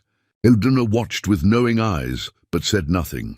After breakfast, Eleanor pulled Sarah aside. Jacob watched them talk quietly in the corner, saw Sarah's expression shift from surprise to hope to something like relief. When they rejoined him, Sarah's eyes were bright. "My father did leave a will," she said. "I'd forgotten, but Eleanor reminded me. He filed it with her years ago when he stayed here. He named Eleanor as my legal guardian if anything happened to him. Which means," Eleanor added, "any arrangement made by Sarah's uncle without my knowledge or consent is invalid. I have the papers to prove it." Jacob felt relief wash over him. "That changes everything." "It does," Eleanor agreed. "If those men come back, we have legal ground to stand on. Sarah is under my guardianship, and she's choosing to spend the winter learning from you. There's nothing improper or illegal about that." They spent the rest of the morning at Eleanor's table, going over the details of the guardianship. Eleanor produced the will from her safe. Thomas Whitmore had been thorough, naming Eleanor specifically, and noting that his brother was not to have any authority over his daughter. "Your father was a smart man," Eleanor said to Sarah. "He knew his brother couldn't be trusted." "I wish he'd told me," Sarah said quietly. "He probably thought he had time," Eleanor replied. "We all think we have more time than we do." By midday, they were ready to leave. Jacob had the supplies loaded, the horses rested and fed. Eleanor stood on her porch, watching them prepare to depart. "You come back if you need anything," she told Sarah. "And you," she fixed Jacob with a stern look, "you take care of her. And yourself. You're not as young as you think you are, throwing punches in the street." "I'll remember that," Jacob said dryly. As they rode out of Pine Ridge, Sarah was quiet. Jacob let her have her thoughts until they were clear of the settlement and back in the open country. "What are you thinking?" he asked finally. "That I'm grateful," Sarah said. "For Eleanor, for you, for the fact that my father planned ahead, even though he never told me. It feels like," she paused, searching for words, "like I'm not alone in this, like there are people who care what happens to me." "There are," Jacob said simply. They rode in companionable silence for a while, the horses' hooves crunching in the snow, the sun weak but present in the winter sky. Jacob found his mind drifting to what Eleanor had said, about love showing up in unexpected places, about not letting fear stop you from living. He'd built his life around fear, he realized. Fear of loss, fear of pain, fear of caring too much. He'd thought isolation was safety, but maybe it was just another kind of prison. "Jacob." Sarah's voice pulled him from his thoughts. "Yes, thank you. For everything. For letting me stay, for teaching me, for defending me. I know it's not what you wanted, having someone disrupt your life." Jacob considered his response carefully. "At first you're right. I didn't want the disruption. But now..." He looked at her riding beside him, strong and determined and more capable than she'd been even a month ago. Now I'm glad you came. You've reminded me of things I'd forgotten. Like what? Like how to care about someone other than myself. Like how to have purpose beyond just surviving. Like how to live instead of just existing. Jacob smiled slightly. Your father gave me that once. Now you're giving it to me again. Sarah reached over and touched his arm briefly, a gesture of affection and gratitude. He'd be happy we found each other. Yes, Jacob agreed. He would. They made camp that night in the same pine grove where they'd stopped on the journey down. But this time, the mood was different, lighter somehow. Despite the news about the Holloway's men searching for Sarah, they had a plan now, legal protection, and allies they could count on. As they sat by the fire, Sarah asked, "What happens in the spring? When the pass is clear and those men can come back?" "We'll be ready," Jacob said. "And we'll have Eleanor's papers to prove you're exactly where you're supposed to be, doing exactly what you want to do." "And if they don't care about papers?" Jacob's expression hardened. "Then they'll learn what happens when you try to take something from a mountain man. These peaks have been my home for 20 years. I know every valley, every pass, every place where a man can hide or make a stand. If they want trouble, I'll give them more than they bargained for." Sarah smiled at the fierce protectiveness in his voice. "I believe you." That night, lying in their separate bedrolls with the fire burning between them, Jacob found himself staring at the stars and thinking about the silver wedding band he still wore. He'd carried Margaret with him for 23 years, let her memory define every choice he made, but maybe it was time to let go. Not to forget her, he'd never forget her, but to allow himself the possibility of moving forward. Margaret would have wanted that. She'd never been selfish, never would have wanted him to sacrifice decades of his life to grief. Tomorrow, he decided. Tomorrow he'd take off the ring. Not as a rejection of what he'd had, but as an acceptance of what might be possible. It was time to stop living in the past and start living in the present, with all its uncertainty and risk and potential for joy. Beside him, Sarah slept peacefully, trusting him to keep watch. Trusting him to keep her safe. And Jacob Stone, who'd spent 20 years trusting no one and nothing, found that he wanted to be worthy of that trust more than he'd wanted anything in a very long time. They returned to the cabin in the late afternoon of the second day, both relieved to be back in the familiar surroundings. The journey had been uneventful, but Jacob had found himself constantly scanning the landscape, alert for any sign of the men who might be searching for Sarah. The cabin felt different now, warmer somehow, more welcoming. Sarah immediately set about making coffee and heating up the stew she'd prepared before they left. Jacob tended the horses, checking them carefully for any sign of strain from the journey. That evening, after they'd eaten and settled by the fire, Jacob did something he'd been thinking about since their conversation the night before. He reached up and slowly pulled the silver wedding band from his finger. Sarah noticed immediately. "Jacob, it's time," he said quietly, looking at the ring in his palm. It was worn smooth, the inscription inside barely legible after 23 years of constant wear. "I've been holding on to the past so tight that I couldn't see the present. Margaret wouldn't have wanted that." He stood and moved to the small wooden box where he kept the tin-type photograph. He placed the ring inside, next to the image of his wife and daughter, then closed the lid gently. "I'll always love them," Jacob said, his voice rough with emotion. "But I'm ready to stop using that love as a wall against everything else." Sarah stood and moved to his side. She didn't say anything, just placed her hand in his. Her fingers were warm, alive, real. Jacob squeezed gently, grateful for the comfort and the understanding. "Your father would be proud of you," he said, looking down at her. "You've grown stronger every day since you've been here. You're not the scared girl who showed up in the snow. You're someone who can survive anything." "I had a good teacher," Sarah replied, her eyes meeting his. "And maybe I wasn't looking for just survival. Maybe I was looking for something more." The air between them felt charged, full of unspoken possibilities. Jacob knew he should step back, maintain the appropriate distance. But for the first time in 20 years, he didn't want to. He wanted to close the distance, to take the risk, to allow himself the possibility of connection. "Sarah," he began, but she placed her fingers gently on his lips. "Don't," she said softly. "Don't talk yourself out of this. Don't give me all the reasons why you're too old or too broken or too anything. I know who you are, Jacob Stone. I've seen you at your most vulnerable and at your strongest. And I choose you. I choose this. You barely know me," Jacob protested weakly. "I know enough. I know you're kind even when you try to hide it. I know you're brave even when you claim you're just surviving. I know you defend people you care about, even if it means getting hurt yourself." Sarah's hand moved to his cheek, rough with his beard. "I know you've been alone long enough. We both have." 3 days after finding the boot prints, the men came. Jacob was splitting wood behind the cabin when he heard the horses. He froze, axe in mid-swing, every sense suddenly alert. Sarah was inside making bread. He could smell it baking. His rifle was leaning against the woodpile, 20 feet away.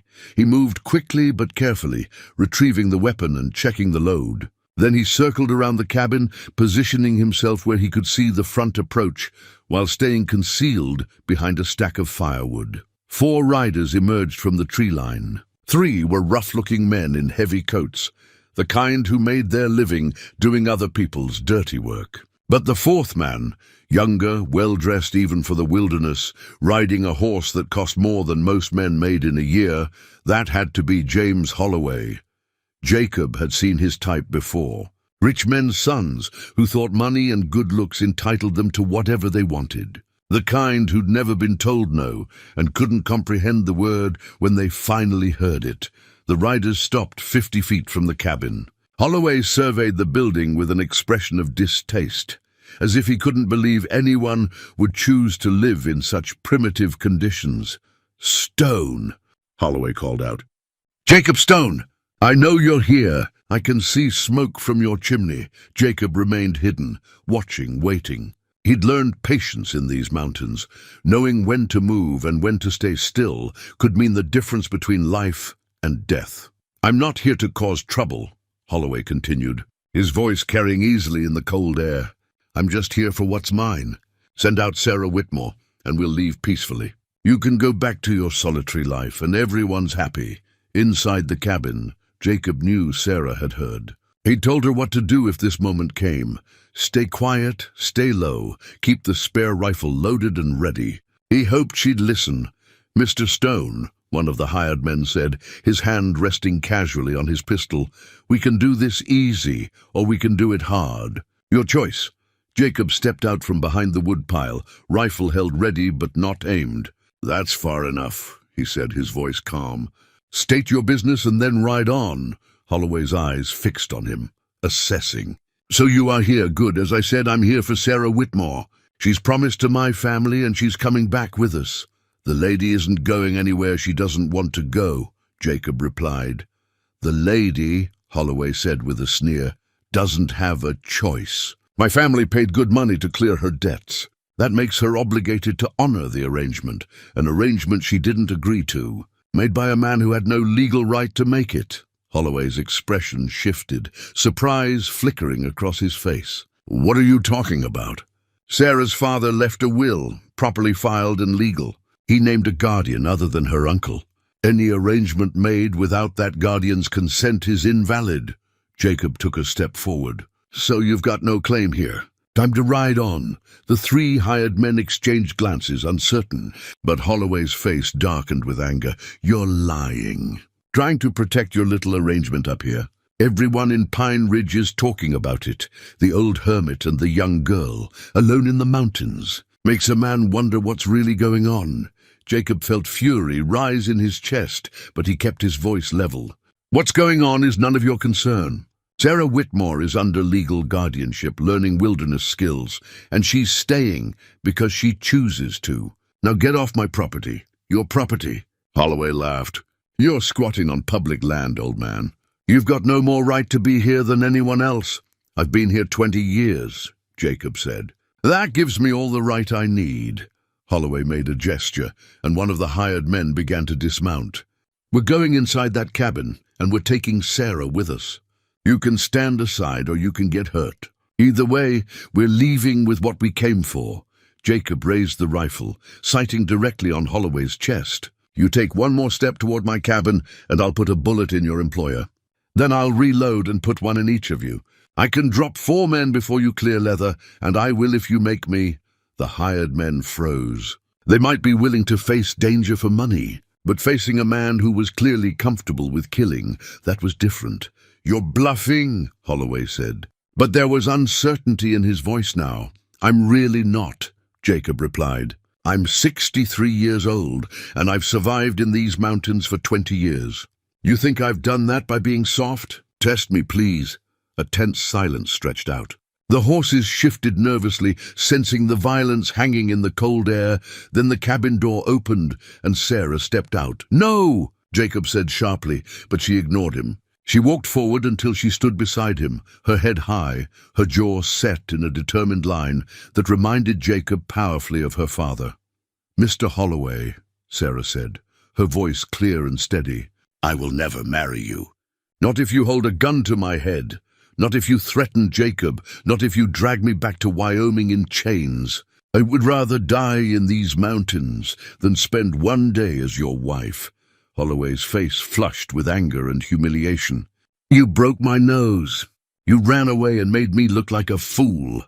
Do you have any idea what people are saying about me?" "I don't care what people are saying about you," Sarah replied. "I don't care about your pride or your reputation or your family's money. I care about living my life on my own terms, and those terms don't include you. Your uncle took my money. My uncle had no right to take your money or make any arrangements on my behalf. I have legal guardianship under my father's will. Any contract you think you have is worthless."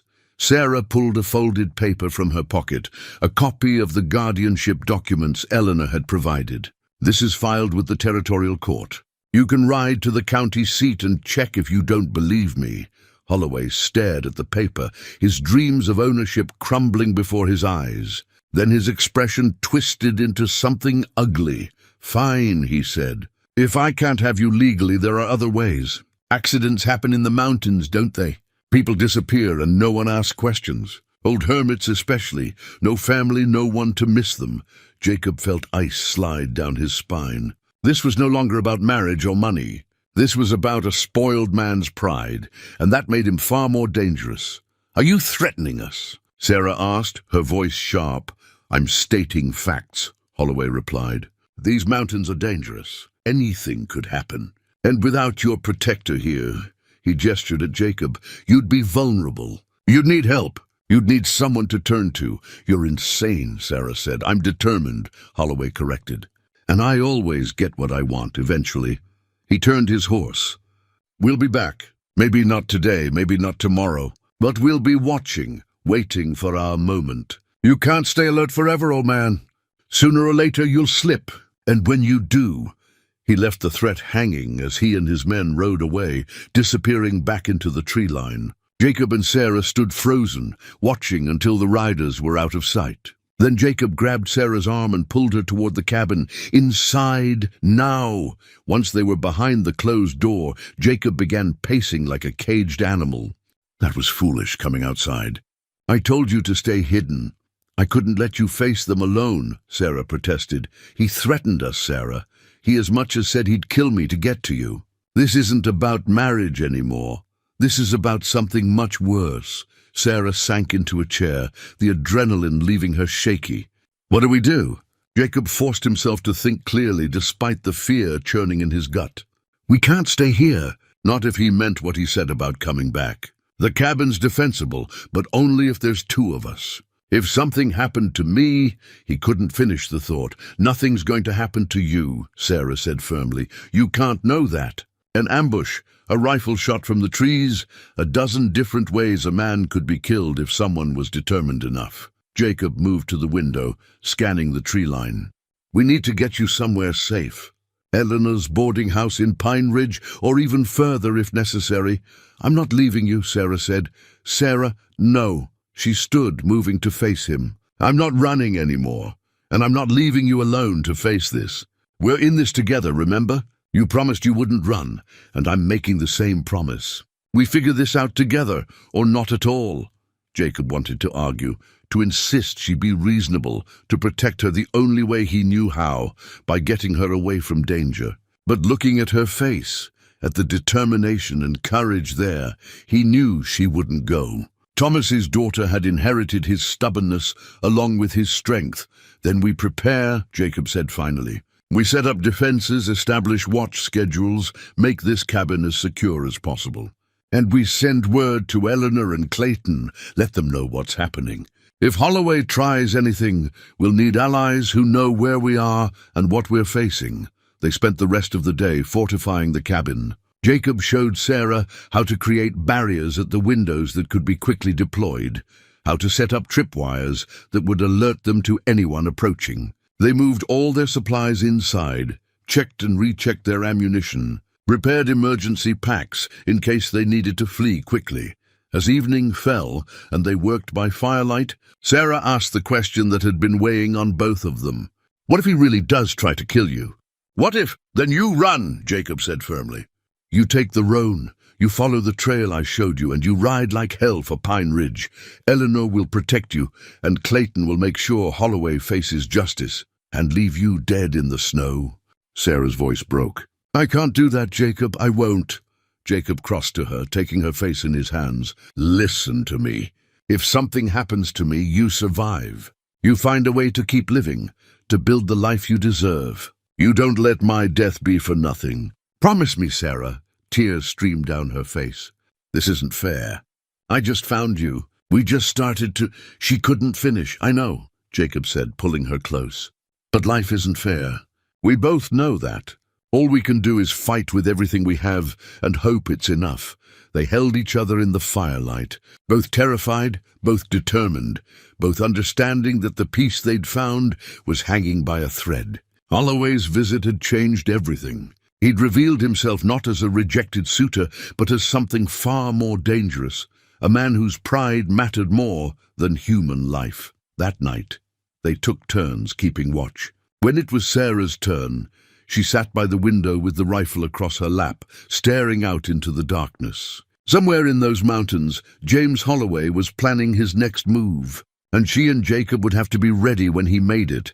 Jacob, unable to sleep despite exhaustion, lay in his bed and thought about the silver wedding band he'd finally removed. He'd taken it off to signal he was ready to move forward, to open himself to new possibilities. Now he wondered if he'd done it too late, if he'd wasted too much time and would lose everything again before he'd fully appreciated what he'd found. No, he told himself firmly. He wouldn't think like that. He'd fought mountain lions and blizzards and bone-deep loneliness for 20 years. He could fight one spoiled rich man who thought money made him invincible. He had something Holloway didn't.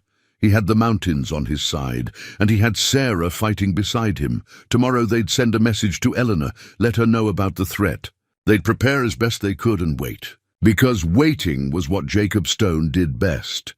Patient, alert, ready for whatever came. Holloway thought he was dealing with a broken old man hiding from the world. He was about to learn that the hermit had teeth, and that threatening what he loved was the fastest way to discover just how sharp those teeth could be. The mountains had taught Jacob to survive. Sarah had reminded him what survival was for, and together they'd face whatever came next with courage, determination, and the fierce protectiveness of people who'd finally found something worth fighting for. The day after Holloway's threat, Jacob made the journey down to Pine Ridge alone. Sarah had wanted to come, but he'd insisted she stay behind with the rifle and the barricaded cabin. He couldn't shake the feeling that separating them, even temporarily, was exactly what Holloway wanted, but he had no choice. Eleanor needed to know what they were facing, and messages sent by anyone else couldn't be trusted. He rode hard, pushing the bay-gelding Sam as fast as he dared on the icy trails. The whole time, his mind raced with worst-case scenarios. What if Holloway's men doubled back to the cabin while he was gone? What if they were watching right now, waiting for exactly this opportunity? But when he reached Pine Ridge in record time, the settlement seemed quiet, almost peaceful. He went straight to Eleanor's boarding house, where he found her and Clayton Pierce sharing coffee in the dining room. "Jacob," Eleanor said, reading his face immediately. "What's happened?" He told them everything. Holloway's visit, the threats, the clear implication that violence was being considered if Sarah couldn't be claimed peacefully. Clayton's expression darkened with anger, while Eleanor's showed deep concern. "That boy needs a hard lesson," Clayton muttered. "Thinks money gives him the right to threaten decent people. The problem is, he's not operating inside the law anymore," Jacob said. "He knows he has no legal claim, so he's fallen back on intimidation and implied violence. That makes him unpredictable, dangerous." Eleanor stood and went to her office, returning with the guardianship documents. "I've made multiple copies. I'm sending one to the territorial marshal's office, one to the county seat, and keeping one here. If anything happens to you or Sarah, there will be a clear legal record showing she's under my guardianship and that she chose to stay with you." "That won't stop a bullet," Jacob said grimly. "No," Eleanor agreed. "But it will ensure that anyone who fires that bullet hangs for it." Clayton leaned forward. "You need more than legal protection. You need practical help. I can round up 5 or 6 men, good men, who won't take kindly to some Wyoming rich boy threatening one of our own." "Sarah's only been here a few months," Jacob protested. "She's not one of your own." "The hell she isn't," Clayton said firmly. "She's under Eleanor's guardianship, which makes her part of this community. And you've been trading with us for 20 years. You might keep to yourself, but that doesn't mean we don't claim you as ours. If Holloway wants trouble, he'll get more than he bargained for." Jacob felt something warm and unexpected in his chest. Gratitude, belonging, the realization that even after 20 years of isolation, he wasn't actually alone. These people barely knew him, yet they were willing to stand with him. "I don't want anyone getting hurt on our account," Jacob said quietly. "Then we'll make sure no one does," Eleanor replied. "Starting with you and Sarah. Clayton's right, you need help. At minimum, you need someone else at that cabin, someone to watch your back." "I'll go," Clayton volunteered. "I'm too old for winter ranching anyway, and my boys can handle things without me for a while." Jacob wanted to refuse, to insist he could handle it alone. But pride was a luxury he couldn't afford, not when Sarah's safety hung in the balance. "I'd appreciate that," he said finally. They spent the next hour planning. Clayton would ride back with Jacob, well armed and ready to help defend the cabin if necessary. Eleanor would spread the word through the network of trappers and settlers that Holloway was persona non grata in the region. Any help he tried to hire locally would be refused. Any supplies he tried to buy would be denied. "We'll make this territory too inhospitable for him to operate," Eleanor said with grim satisfaction. "He'll either give up or make a mistake. Either way, we'll be ready." Jacob was preparing to leave when Ezra Hawkins hurried into the boarding house, his face flushed with urgency. "Jacob, there's something you need to know. 2 more men rode in this morning, asking about you and the girl. Said they were working for Holloway, offering $50 to anyone who could provide information about your routines, your defenses, when you were most vulnerable." Jacob's blood ran cold. "Did anyone talk?" "Dutch Miller," Ezra said with disgust. "Drunk as always. More than happy to sell out a neighbor for drinking money. He told them you usually check your trapline early morning, that the girl would be alone in the cabin for at least 2 hours. When was this?" Jacob demanded. "An hour ago." They rode out, heading north right after. Jacob was moving before Ezra finished speaking, Clayton right behind him. They hit the door running, mounting their horses and kicking them into a gallop despite the dangerous, icy conditions. Sarah was alone. Holloway's men knew she'd be alone, and they had at least an hour's head start. Jacob's mind raced as he rode, calculating times and distances. If the men had left an hour ago, and he'd been in town for nearly 2 hours, they could already be at the cabin. Sarah was capable, armed, and knew what to do in case of danger. But against multiple attackers, he pushed Sam harder, the horse responding despite the treacherous footing. Clayton kept pace beside him, both men leaning forward, urging every bit of speed from their mounts. The journey that had taken Jacob 2 hours that morning took barely 90 minutes on the return. But those 90 minutes felt like an eternity. each second stretching out as Jacob's imagination conjured worse and worse scenarios. When they finally reached the valley that held his cabin, Jacob slowed, gesturing for Clayton to do the same. They needed to approach carefully, assess the situation before charging in blindly. They tied the horses in a protected hollow a quarter-mile from the cabin and proceeded on foot, moving quietly through the snow-covered timber.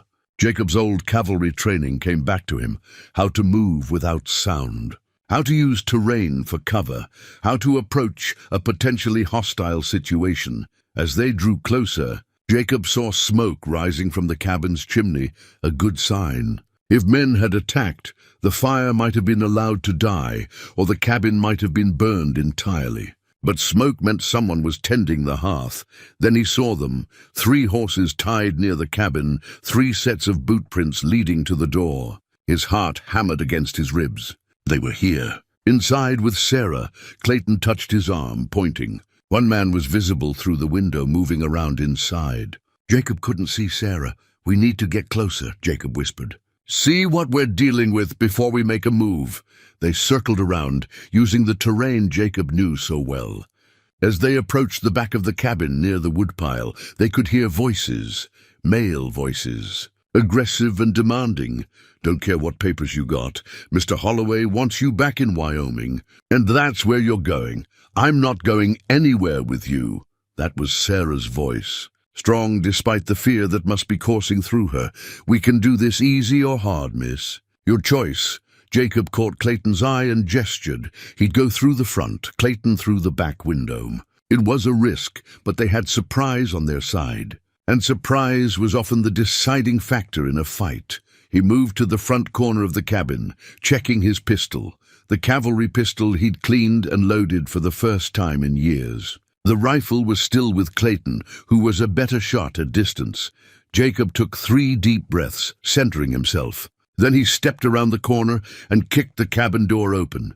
The scene inside froze like a tableau. 3 men stood in a rough triangle around Sarah, who had her back to the fireplace, holding a cast-iron pan like a weapon.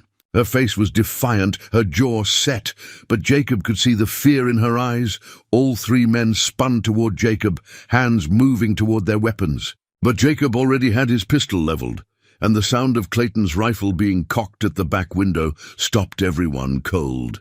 "Don't," Jacob said quietly. "Don't even think about it." The lead man, stocky, with a scar across his cheek, froze with his hand halfway to his gun. "This ain't your business, old man. We're here on legitimate business. There's nothing legitimate about 3 armed men threatening a woman in her own home," Jacob replied. His voice was calm, but his hands were steady on the pistol and his eyes were cold. "Now you're going to back away from the lady, real slow, and you're going to ride out of here. And if I ever see you on my property again, I won't be as accommodating. Holloway's paying us good money," one of the other men started. "Not enough to die for," Clayton's voice came from the window. "I got you all covered, and Jacob here was a cavalry scout. He can drop all 3 of you before you clear leather. You want to test that?" The scarred man looked at Jacob more carefully, seeing something in his eyes that made him reconsider. "We're just doing a job." "Then go find a different job," Jacob said. "This one's going to get you killed." A tense silence stretched out. Then slowly, the 3 men began backing toward the door, hands carefully visible. Jacob moved aside to let them pass, never lowering his pistol, never taking his eyes off them. As they mounted their horses, the scarred man looked back. "Holloway ain't going to like this. He'll just send more men." "Let him try," Jacob said. "Next time I won't be so polite."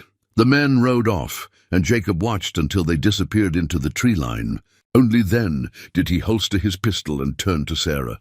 She dropped the pan and ran to him, throwing her arms around him. "I thought they were going to take me." "I know," Jacob said, holding her tight. "I know. I'm sorry I left you alone." "That won't happen again." Clayton climbed in through the back window, rifle in hand. "That was close." "Too damn close," Jacob nodded grimly. "And it's not over." "He's right. Holloway will send more men, or he'll come himself with enough force that we can't turn them back."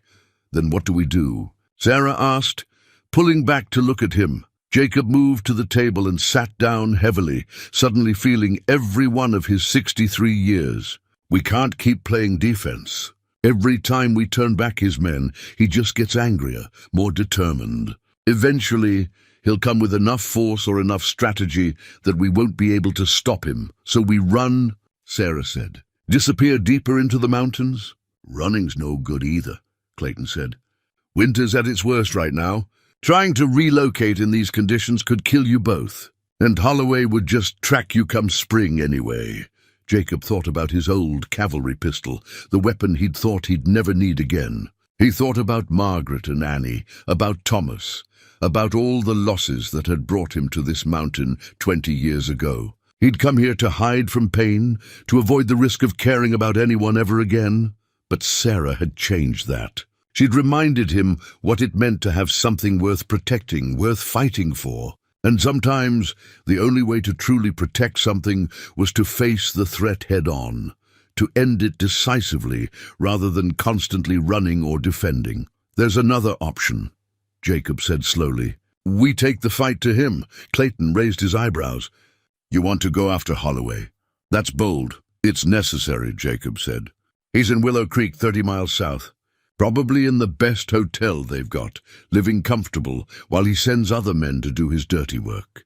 We ride there, we confront him publicly, and we make it clear, in front of witnesses, that any further action against Sarah will be met with immediate and overwhelming response. That's dangerous, Sarah said.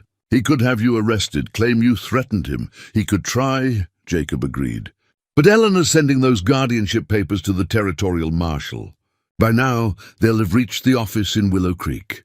We walk in there with legal documentation and community support, and we put Holloway on notice that he's the one breaking the law, not us. Clayton nodded slowly. It could work, especially if we bring enough men to make it clear he's not just dealing with a hermit and a girl. He's dealing with a community that won't tolerate his behavior. How many men can we gather? Jacob asked. By tomorrow? Maybe 8 or 10 if we spread the word tonight. Good men, all of them. Trappers, ranchers, prospectors. The kind who don't take kindly to rich boys, throwing their weight around. Clayton stood. I'll ride back to town now. Start gathering, folks. You and Sarah stay here, stay safe. Tomorrow morning, we ride south in force. After Clayton left, Jacob and Sarah barricaded the door and windows, then sat together by the fire.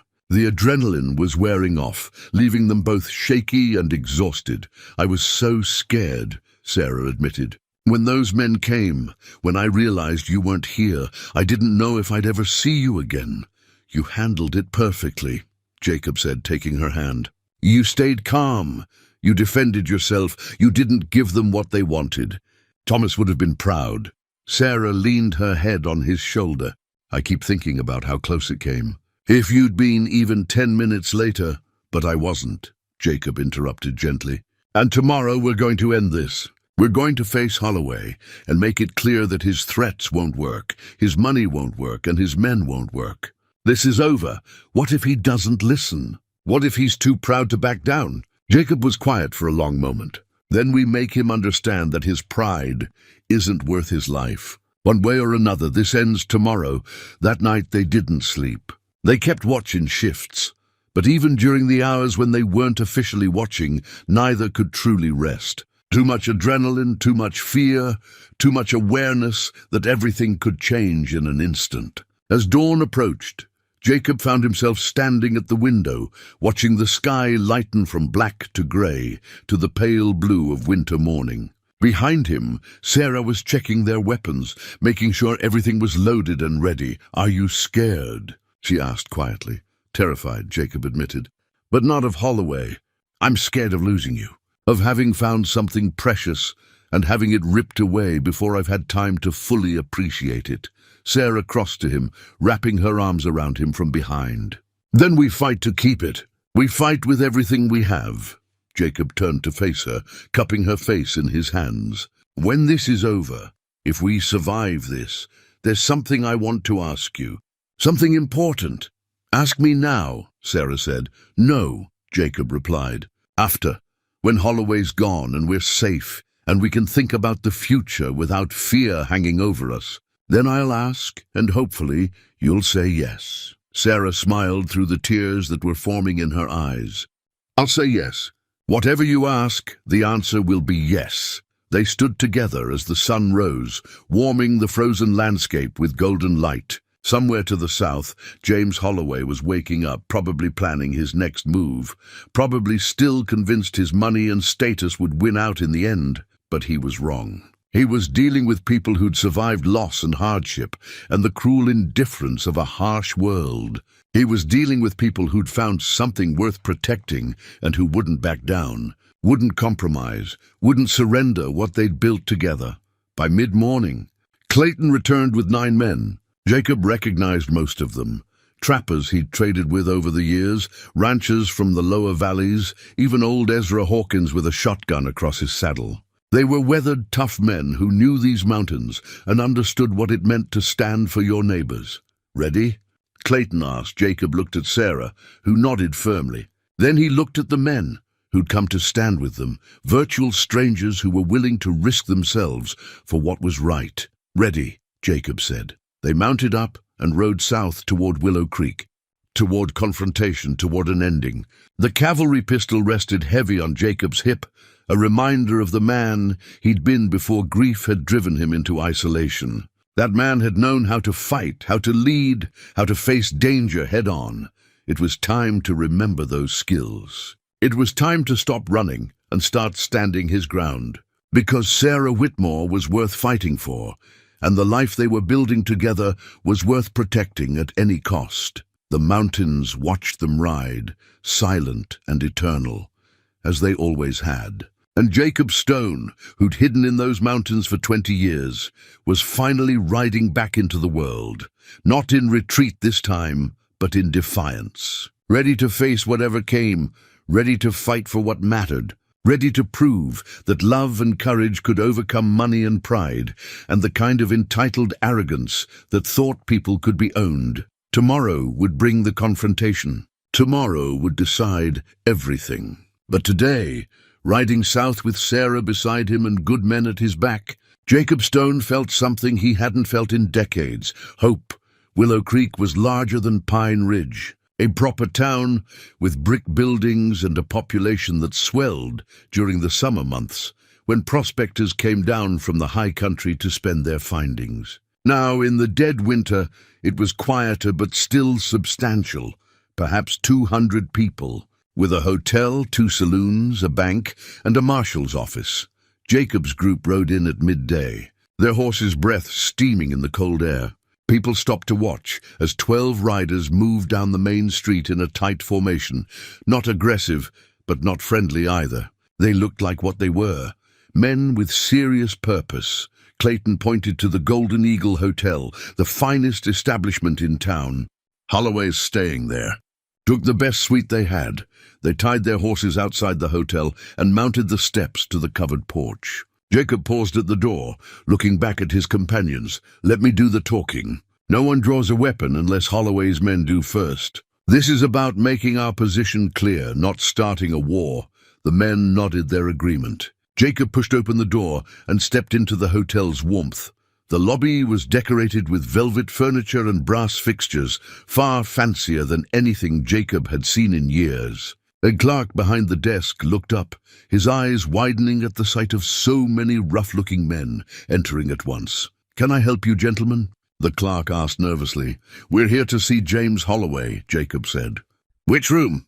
I'm not sure I can give out that information." "Son," Clayton said, not unkindly, "we're not here to cause trouble. We're here to have a conversation. Now you can tell us which room, or we can knock on every door until we find him." "Your choice," the clerk swallowed. "Second floor, room 7. But Mr. Holloway has men with him. We're counting on it," Jacob said. They climbed the stairs, boots loud on the polished wood. Jacob's heart was pounding, but his hands were steady. This was it, the moment that would determine whether they lived in peace or spent the rest of their lives looking over their shoulders. Room 7 was at the end of the hall. Jacob knocked firmly, 3 hard raps that echoed in the corridor. A voice from inside. "Who is it?" "Jacob Stone. We need to talk, Holloway." A pause, then the sound of multiple people moving inside. The door opened a crack, and one of Holloway's hired men peered out, the scarred man from the cabin. "You got some nerve showing up here," the man said. "Open the door," Jacob replied. "This ends now, one way or another." The door opened wider, and Jacob stepped inside, his companions following. The hotel room was large and well-appointed, with a sitting area and bedroom visible beyond. James Holloway sat in an upholstered chair by the window, dressed in expensive clothes, holding a glass of whiskey despite the early hour. 4 more hired men stood around the room, hands near their weapons. Holloway looked at Jacob and Sarah with an expression of contempt mixed with something else, maybe fear, though he was trying hard to hide it. "This is quite the show of force," Holloway said. "Afraid to face me alone?" "I'm not afraid of anything," Jacob replied. "But I wanted witnesses to this conversation. Men who will remember exactly what's said and who will testify to it if necessary." "Testify to what?" Holloway took a sip of his whiskey, trying to project calm control. Jacob pulled the guardianship papers from his coat and dropped them on the table between them. "To the fact that Sarah Whitmore is under legal guardianship, that any arrangement made by her uncle is null and void, that she's chosen to remain in Colorado of her own free will, and that any further attempts to coerce, threaten or harm her will be met with both legal action and physical resistance."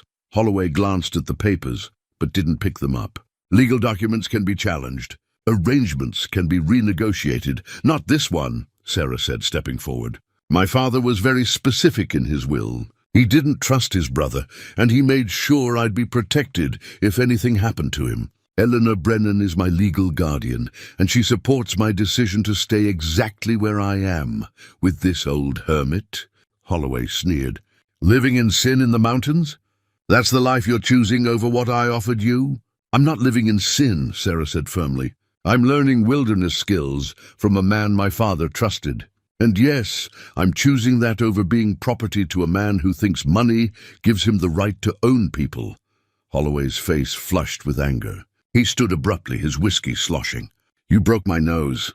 You humiliated me. You made me look like a fool in front of everyone I know. And now you come here with your papers and your hired men, thinking that changes anything." "These aren't hired men," Jacob said quietly. "These are my neighbors. People who live in these mountains and don't take kindly to outsiders threatening their community. You've been asking around about us, trying to hire local men to do your dirty work. How's that going for you?" Holloway's expression darkened. "No one wants to work for me in this godforsaken territory. They all close ranks, protecting their own. Fine, I've got men coming from Wyoming, real men, not these backwoods mountain folk. They'll be here in a week, maybe less. And what will they do?" Clayton asked. "You planning to start a war over a woman who doesn't want you?" "I'm planning to take what's mine," Holloway said. "One way or another." Jacob took a step forward, his voice dropping to something cold and hard. "Sarah isn't yours. She never was and never will be. And if you send more men into those mountains, if you threaten her or me again, I'll kill you myself. Not your hired guns, you. I'll track you down wherever you run, and I'll put a bullet in you." "That's not a threat. That's a promise." The room went silent. Holloway's hired men tensed, but Jacob's companions were ready, hands near their weapons. The mathematical reality was clear. If shooting started, people on both sides would die. But Holloway would almost certainly be one of them. "You can't threaten me," Holloway said, but his voice lacked conviction now. "I just did," Jacob replied. "And every man in this room heard it. They also heard you admit you're planning to send armed men after a woman who's under legal protection. That's kidnapping, Holloway. That's a hanging offense in this territory. My family has lawyers. Your family's lawyers can't help you if you're dead," Clayton interjected. "And they can't change the fact that you're breaking the law. The Territorial Marshal's office has copies of the guardianship documents. They know Sarah's staying voluntarily. Any action you take against her is criminal." Holloway looked around the room, perhaps realizing for the first time that he'd miscalculated. He'd thought money and determination would be enough, that he could simply overwhelm a hermit and a girl. But he was facing something more powerful: community, determination, and people who had nothing to lose. "This isn't over," Holloway said. trying to salvage some dignity. "Yes, it is," Sarah said firmly. "I'm sorry your pride is wounded. I'm sorry you wasted your money on an arrangement that was never valid. But I don't owe you anything, not my presence, not my apology, and certainly not my life. Go back to Wyoming, Mr. Holloway. Find someone who actually wants to be with you. Leave us alone." For a moment, Holloway looked like he might say something else, might make one final threat, but then his shoulders sagged slightly, and Jacob saw what he'd suspected all along. Underneath the arrogance and entitlement was just a young man who'd been told no for the first time and didn't know how to handle it. "Get out," Holloway said quietly. "All of you, get out of my room." Jacob held his gaze for a long moment, making sure the message had been received and understood. Then he nodded to his companions and they filed out, leaving Holloway standing alone with his hired men in the expensive hotel room that suddenly felt more like a prison than luxury. In the hallway, Clayton let out a breath he'd been holding. "Well, that could have gone worse." "It's not finished," Jacob said. "He backed down today, but that doesn't mean he won't try again when his pride recovers." "Maybe," Clayton agreed. "But at least we made our position clear. And we have witnesses now." His own men heard him admit he was planning to send armed men after Sarah. "That's evidence if we need it." They descended the stairs and stepped out into the cold afternoon air. Jacob felt exhausted, the adrenaline draining away and leaving him hollow. But they weren't safe yet. Not until they were back in the mountains, back on familiar ground. As they moved toward their horses, a voice called out from across the street. "Mr. Stone? Miss Whitmore?" A man in a marshal's badge was approaching, older, weathered, with the cautious authority of someone who'd kept the peace in rough country for many years. "I'm Marshal Hendricks," the man said. "I received some documents from Eleanor Brennan regarding guardianship. Thought I should introduce myself, let you know I'm aware of the situation." "Appreciate that, Marshal," Jacob said. Hendricks glanced up at the hotel. "James Holloway's been making a nuisance of himself since he arrived.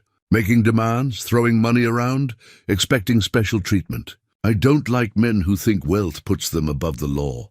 "Neither do we," Sarah said. "The documents Mrs. Brennan sent are in order," Hendricks continued. "Far as I'm concerned, you're exactly where you should be, doing exactly what you want to do. If Holloway or anyone else bothers you again, I want to know about it immediately." "Understood." Jacob nodded, feeling a weight lift from his shoulders. Having the law on their side changed everything. "Understood. Thank you, Marshal. Don't thank me. Just doing my job." Hendricks touched his hat. "Safe travels back to the mountains." "Weather's turning bad again. Another storm coming in tomorrow by the look of those clouds." They mounted up and rode out of Willow Creek, the town falling away behind them as they headed north toward home. No one spoke much during the ride. They were all processing what had happened, what it meant, whether it was truly over or just the beginning of something worse. Sarah rode beside Jacob, occasionally catching his eye and sharing a small smile. They'd faced Holloway together, stood their ground, and emerged unbroken. That had to count for something. As they approached the pass that would take them back into the high country, Clayton pulled alongside Jacob. "You did good back there," the old rancher said. "Kept your head, made your point, didn't let it escalate into bloodshed. I learned a long time ago that the best fights are the ones you never have to have," Jacob replied. "But I meant what I said. If he comes after her again, I'll end him." "I know you will," Clayton said. "And so does he. That's why I think he'll back off. Men like Holloway are used to getting their way through intimidation and money. But when they meet someone who genuinely doesn't care about either, someone who will actually follow through on their threats, that scares them more than anything." Jacob hoped Clayton was right. But he couldn't shake the feeling that they hadn't seen the last of James Holloway. Pride was a powerful motivator, and wounded pride even more so. They made camp that evening at the same grove where Jacob and Sarah had stopped on their journey to and from Pine Ridge. The other men set up their own camp nearby, giving Jacob and Sarah a measure of privacy while still providing security. Sarah sat close to the fire, staring into the flames. Jacob could see the tension in her shoulders, the way her hands trembled slightly, even though she tried to hide it. "It's not over, is it?" she asked quietly. Jacob wanted to lie, to tell her everything would be fine now, but he'd promised to be honest with her, always. "I don't know," he said. "Holloway backed down today, and we have the law on our side now. But men like him, they don't always think rationally. Pride can make people do foolish things, so we just wait? Wonder when he'll show up again." "No," Jacob said firmly. "We live. We build the life we want and we stay alert, but we don't let fear control us. That's what he wants, for us to live in constant anxiety, to give up what we've found because it's easier than fighting for it." Sarah leaned against him, and he wrapped his arm around her shoulders. "I'm tired of fighting," she admitted. "Tired of running, tired of being afraid. I just want peace." "I know," Jacob said, pressing a kiss to the top of her head. "And we'll have it. One way or another this will end, and we'll have the life we deserve."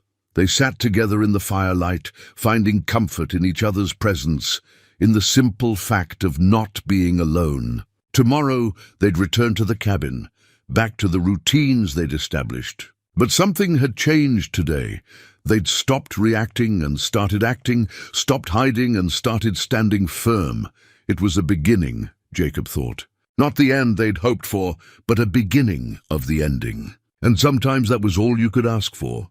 The courage to face what was coming, the strength to stand your ground, and the love of someone who'd stand there beside you no matter what came next. They returned to the cabin the next afternoon, the promised storm rolling in behind them. Clayton and the other men turned back at the pass, satisfied that Jacob and Sarah were as safe as they could be for now. But Clayton promised to check in regularly, and Jacob knew the network of mountain folk would be watching, alert for any sign of Holloway's return. The cabin felt like a sanctuary after the tension of Willow Creek. Sarah immediately set about making coffee and heating up stew while Jacob tended the horses and checked the perimeter. Everything was as they'd left it. No more boot prints, no signs of intrusion. That evening, they sat by the fire in comfortable silence. The storm outside was building, wind howling through the peaks, snow beginning to fall in earnest. They were sealed in for at least a few days, but that felt like a blessing rather than a trap. Time to rest, to recover, to simply be. "Do you think he'll really give up?" Sarah asked, breaking the silence. Jacob had been thinking about that question all day. "Honestly, I don't know. We did everything right. We faced him publicly. We had witnesses. We showed him we weren't afraid. For some men, that would be enough. But Holloway," he paused, choosing his words carefully, "he strikes me as someone who's never had to accept defeat before. So what do? "We prepare for the worst and hope for the best," Jacob said. "We keep our weapons ready, we stay alert, and we trust that our friends will warn us if he makes another move. But we also live, Sarah. We don't let the possibility of danger stop us from building what we want here." Sarah moved closer, resting her head on his shoulder. "You said you wanted to ask me something. After all this was over." "It's not over yet," Jacob replied. "It might never be completely over," Sarah said. "There might always be something, some threat, some uncertainty. If we wait for perfect safety, we'll wait forever." Jacob pulled back to look at her. The firelight caught in her eyes, making them shine. She was right. There would never be a perfect moment, a time when all threats were resolved and the future was certain. Life didn't work that way. "Sarah Whitmore," Jacob said slowly, his heart pounding, "I'm 63 years old. I'm set in my ways, rough around the edges, and I've spent most of my adult life running from anything that looked like connection. I have no right to ask you this, and you'd be perfectly reasonable to say no." "Ask me anyway," Sarah said, smiling through tears that were beginning to form. "Will you marry me? Will you stay here in these mountains and build a life with me? I can't promise you ease or comfort or anything resembling what most people would call a normal life. But I can promise you honesty, loyalty, and love for as long as I'm breathing. I can promise you a partner who'll stand beside you through whatever comes. And I can promise you that every day with you is a day I'm grateful for. A day that proves life isn't over just because you've lived more of it than you have left to live." Sarah was crying openly now, but her smile was radiant.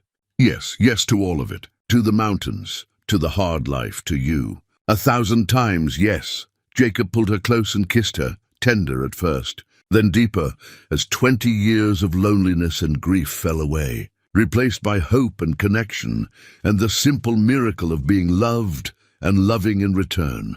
When they finally pulled apart, both were breathless, both grinning like fools. "When?" Sarah asked. "When can we—" A sound outside cut her off. Not the wind, something else. The crack of a branch, breaking under weight. The distinctive sound of someone trying to move quietly through snow and failing. Jacob was on his feet instantly, moving to the window. Sarah grabbed the rifle, her face suddenly pale. The moment of joy evaporated, replaced by the cold reality of danger. Through the window, Jacob could see movement in the tree line, multiple figures approaching from different directions. His heart sank. Holloway hadn't given up. He'd just been planning. "How many?" Sarah whispered. "At least 6 that I can see. Maybe more." Jacob moved to the door, checking the barricades they'd set up. "They're surrounding us," a voice called out from the darkness. Holloway's voice, but changed. Angrier, more desperate. "Stone, I gave you a chance to do this easy. You should have taken it." Jacob didn't respond. He was calculating angles, counting ammunition, trying to figure out how to defend against an attack from multiple directions. "I've got 8 men out here," Holloway continued. "All armed, all paid well enough to risk a fight. Send out Sarah and we'll leave. Otherwise, we're coming in." "Don't do it," Sarah said immediately. "Jacob, don't even think about it." "I won't," Jacob assured her. But his mind was racing. 8 armed men against 2. The odds were bad. The cabin was defensible, but only to a point. If they set fire to it, if they simply waited them out, "You've got 1 minute to decide." Holloway shouted. Jacob looked at Sarah, seeing his own fear reflected in her eyes. This was it. The moment they'd been dreading, the confrontation that would determine everything. "The cave," Jacob said suddenly. "The one I showed you, behind the waterfall. If we can make it there, they'll never find us. We can wait them out. How do we get there with 8 men surrounding the cabin?" Jacob moved to the back wall where he kept his emergency supplies. "There's a root cellar under the cabin, access through a trapdoor in the bedroom. It leads to a tunnel I dug years ago, just in case. Opens out about 50 yards into the woods, hidden by deadfall. We can use it to escape, make our way to the cave. Time's up, Stone." Holloway's voice was closer now. "We go now," Jacob said, grabbing their emergency packs. "Quiet as we can, fast as we dare.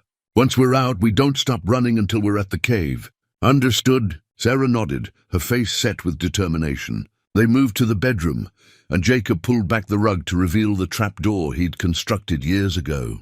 It opened onto darkness, a narrow tunnel barely wide enough for a person to crawl through. "You first," Jacob said. "I'll cover our exit. Make sure they don't realize we're gone until we're clear." Sarah hesitated. "Jacob, go," he said firmly. "I'll be right behind you." "I promise." She climbed down into the darkness, and Jacob could hear her moving through the tunnel. He grabbed the rifle, took one last look at the cabin, the home they'd built together over these few short months, and followed her down, pulling the trapdoor shut above him. The tunnel was cramped and cold, the earth pressing in from all sides. Jacob crawled forward, following the sound of Sarah's movement ahead of him. Behind them, he could hear shouting. Holloway's men were losing patience, getting ready to force their way in. The tunnel seemed to go on forever, though Jacob knew it was only about 60 feet. Finally, he saw Sarah silhouetted against the faint light of the exit, pushing aside the deadfall that concealed the opening. She emerged into the snowy forest, and Jacob followed moments later. They could hear the crash of the cabin door being broken down. Holloway's angry voice demanding to know where they were. "Run," Jacob whispered. And they did. The storm provided cover, snow falling so thick it was hard to see more than a few feet ahead. They moved through the forest like ghosts, using every bit of wilderness knowledge Jacob had accumulated over 20 years. He knew these woods, knew every trail and creek and hidden path. Behind them, shouting erupted as Holloway's men realized the cabin was empty. Jacob heard orders being given, men spreading out to search. But in the storm, in the darkness, finding 2 people who knew the terrain would be nearly impossible. They reached the frozen waterfall after 20 minutes of hard running. Jacob led Sarah behind the curtain of ice into the cave beyond. It was freezing inside, their breath misting in clouds, but it was shelter and it was hidden. "They won't find us here," Jacob said quietly. "Even if they search all night, they won't think to look behind the waterfall." Sarah was shivering, whether from cold or fear or both. Jacob wrapped her in the emergency blanket from his pack and pulled her close, sharing body heat. "I'm sorry," he said. "I thought confronting him would end it. I didn't think he'd be crazy enough to—" "This isn't your fault," Sarah interrupted. "He's the one who can't accept no for an answer. He's the one who chose violence over reason." They huddled together in the darkness, listening to the storm rage outside. Jacob could hear distant sounds, men calling to each other, horses moving through the forest. But the sounds never came close to their hiding place. Hours passed. The cave grew colder as night deepened. Jacob kept Sarah wrapped tight against him, using his own body to shield her from the worst of the cold. His old cavalry training came back. How to stay warm in brutal conditions, how to conserve energy, how to wait patiently for the right moment to move. "Jacob," Sarah whispered, "what if they find the tunnel? What if they're waiting at the cabin when we go back?" "Then we don't go back," Jacob said. "We head to Pine Ridge, get help, come back with enough men that Holloway has no choice but to surrender. And if they burn the cabin while we're gone—" Jacob was quiet. The cabin held everything he'd built over 20 years, his tools, his supplies, his life. But looking at Sarah in his arms, he realized none of that mattered as much as he thought it did. "Then we rebuild," he said simply. "It's just wood and nails. What matters is that we're alive, that we're together. Everything else can be replaced." Sarah pulled back to look at him, her eyes shining even in the darkness. "You really mean that?" "I really do. 20 years ago, I came to these mountains thinking if I could just isolate myself enough, protect my heart enough, I'd never have to hurt again. But I was wrong. I wasn't protecting my heart. I was killing it slowly. You brought it back to life, Sarah.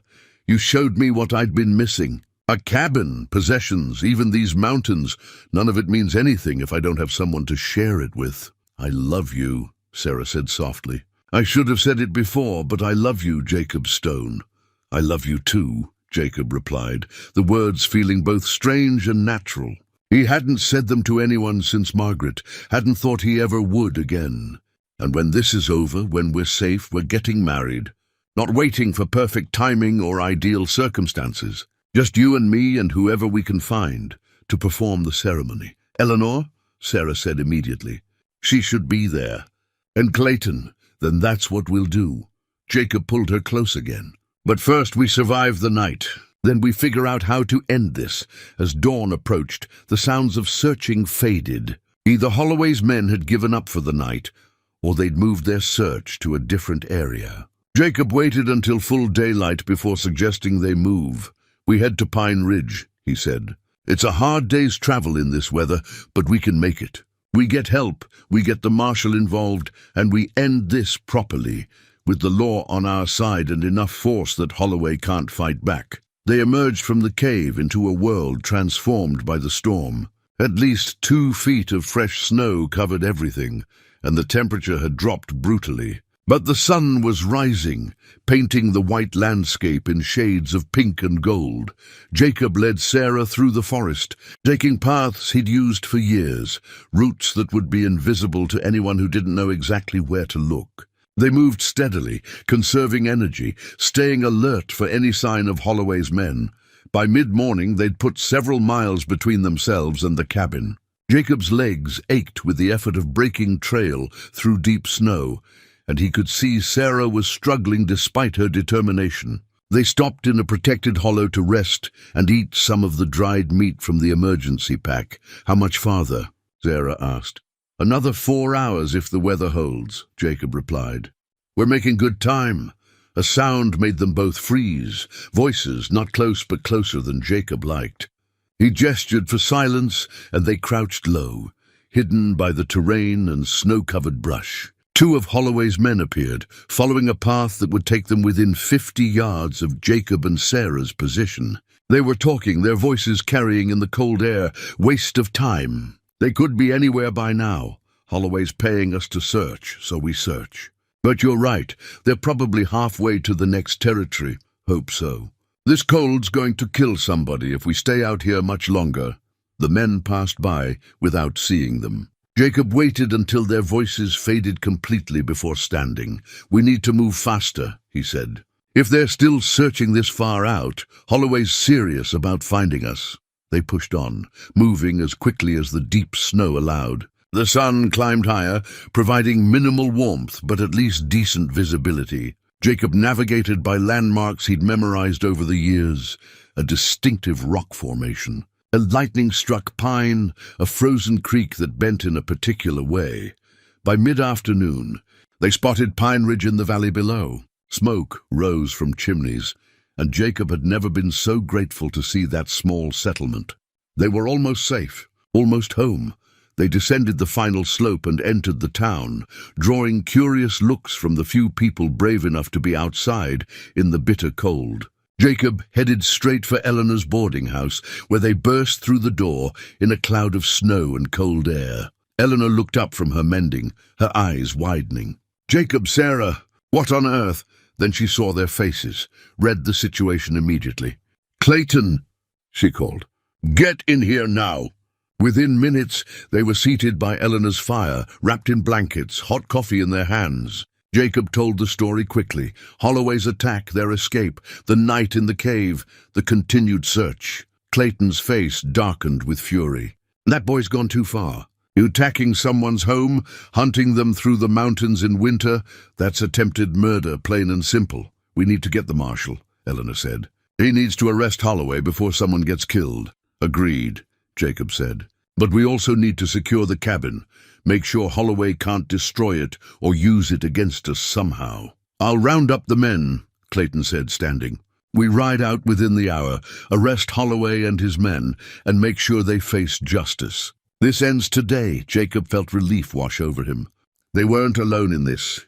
They had friends, allies, a community that wouldn't stand by while one of their own was threatened. Maybe finally this really would end. Maybe they could start building the life they'd promised each other. 3 months later, early spring came to the Colorado high country. The snow was melting slowly, revealing the green underneath. New grass pushing through the softening earth, wildflowers beginning to bloom in protected hollows, the aspens showing the first hints of leaf buds. The world was waking up after a long, hard winter.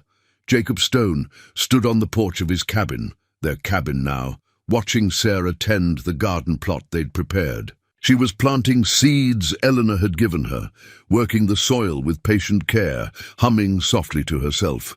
The cabin looked different than it had before Holloway's attack. Better, somehow. They'd repaired the damage together, but in doing so, they'd also added improvements, a larger window to let in more light, a proper sleeping loft, a covered porch that would provide shade in summer. It was becoming less of a hermit's shelter and more of a home. After the confrontation in Willow Creek, Marshal Hendricks had arrested James Holloway and his hired men. The charges were serious: attempted kidnapping, breaking and entering, assault with deadly weapons. With testimony from Jacob, Sarah, and half a dozen witnesses, the case had been straightforward. Holloway's father had sent lawyers, of course, expensive men from the city who tried to paint their client as a lovesick young man driven to extremes by emotion. But the judge hadn't been impressed. He'd sentenced Holloway to 5 years in territorial prison, with the understanding that any further contact with Sarah Whitmore would result in additional charges. The hired men had received lesser sentences, and most had already been released. But they'd left the territory immediately, clearly having no desire to face Jacob Stone or his friends again. The day after Holloway's sentencing, Jacob and Sarah had married. Eleanor had organized everything, a ceremony in the small church in Pine Ridge, with Clayton standing as Jacob's witness and Eleanor as Sarah's. The entire community had attended, filling the tiny building with warmth and goodwill. Jacob remembered standing at the altar, seeing Sarah walk toward him in the simple white dress Eleanor had helped her make. She'd been beautiful, not just in appearance, but in the joy radiating from her face, in the certainty of her steps, in the way her eyes never left his. The vows had been traditional, but Jacob had added his own words. "Sarah, you came to my mountain looking for survival skills, but you gave me something more precious. You gave me back my life. You showed me that it's never too late to start over, never too late to love again, never too late to choose hope over fear. I promise to honor that gift every day we have together." Sarah had cried through her own vows, promising to stand beside him through whatever came, to build a life together in these mountains they both loved, to never let fear or judgment or the opinions of others diminish what they'd found. Now, 3 months later, they'd settled into a rhythm that felt natural and right. Mornings checking traps together, afternoons working on the cabin and garden, preparing for the summer ahead. Evenings by the fire, talking or reading or simply sitting in comfortable silence.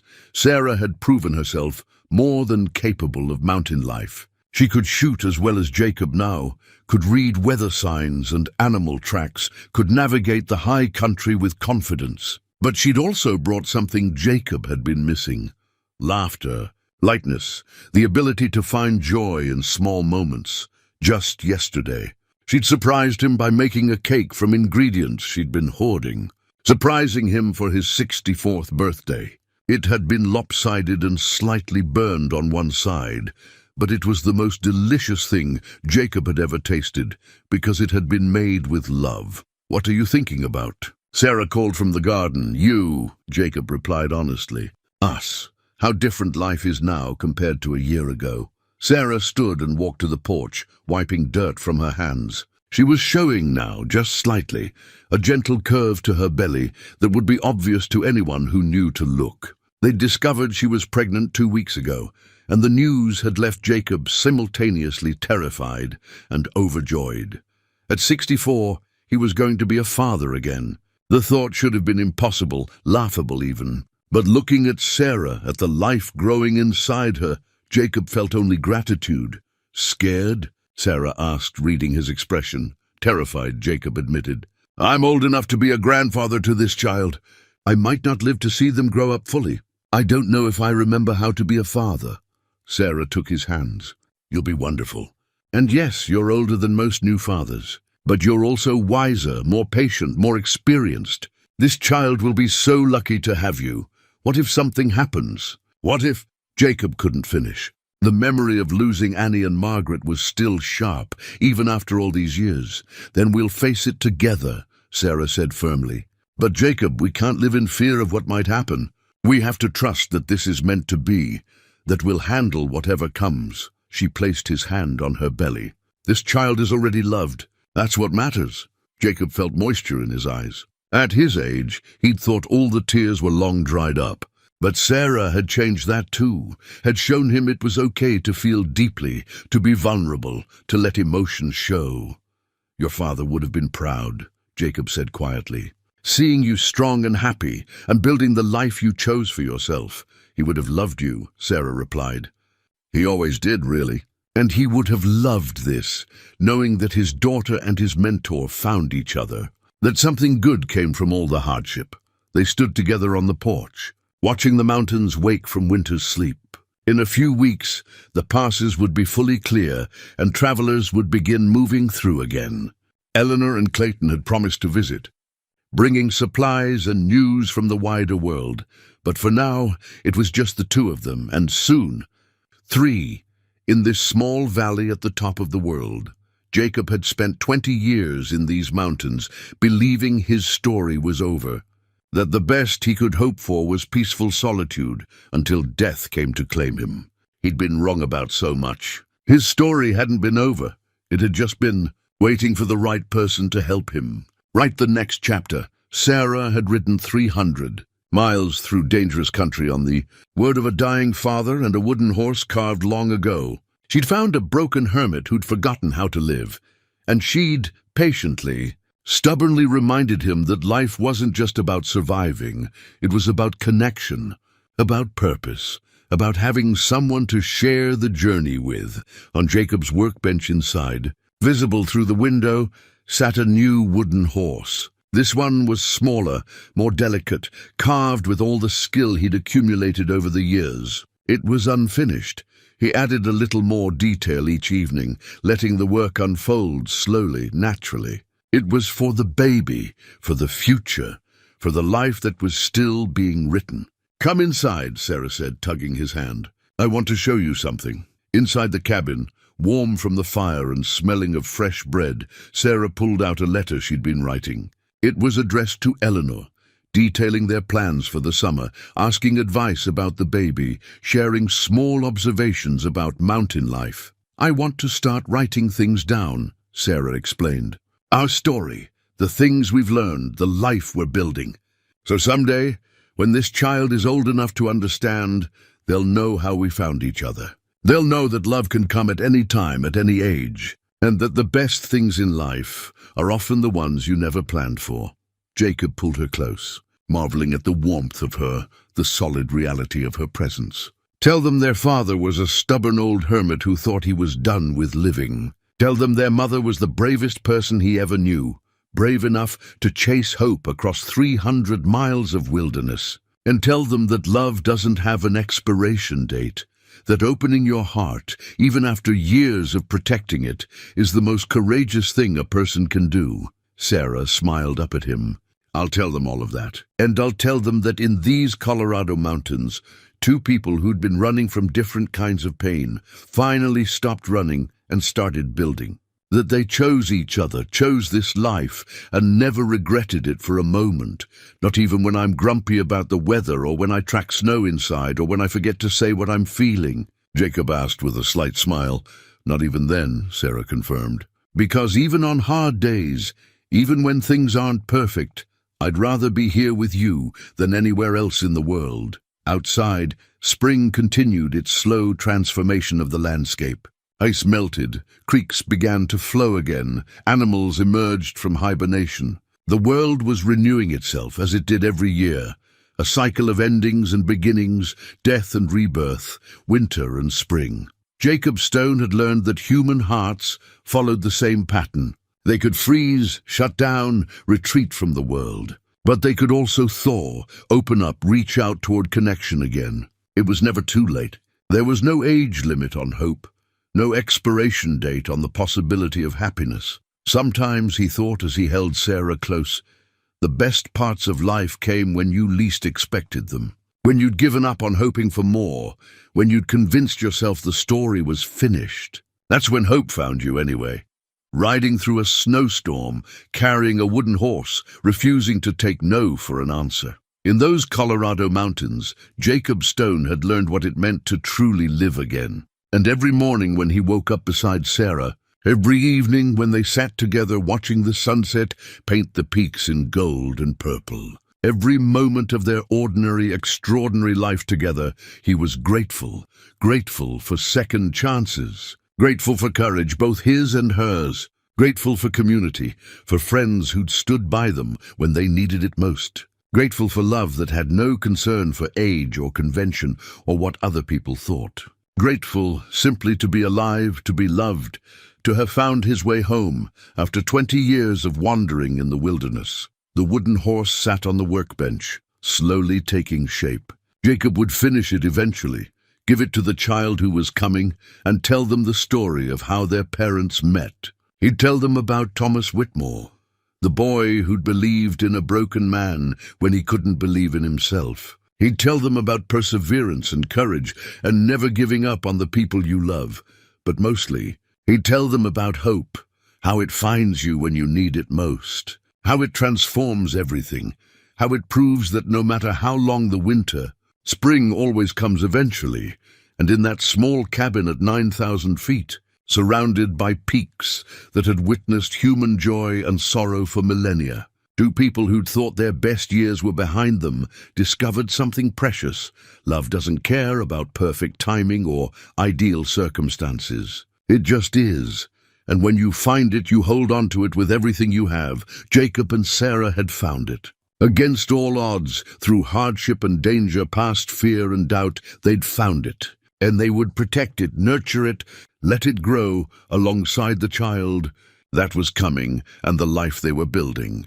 Together, the story that had started with a wooden horse and a dying man's last words had become something beautiful, a testament to resilience, to second chances, to the stubborn insistence that it's never too late to start over. And as the sun set over the Colorado high country that evening, painting the world in shades of fire and gold, Jacob Stone stood on his porch with his wife beside him, his hand on her belly where new life was growing, and thought, this is what happiness looks like. Not perfect, not easy, but real and earned and worth every struggle it took to find it.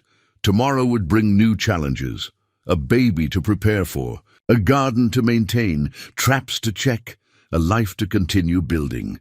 But tonight there was just this, peace, love, and the certain knowledge that he was exactly where he was meant to be, with exactly the person he was meant to be with, and that, Jacob thought as Sarah leaned into him and they watched the stars emerge one by one in the darkening sky, was everything.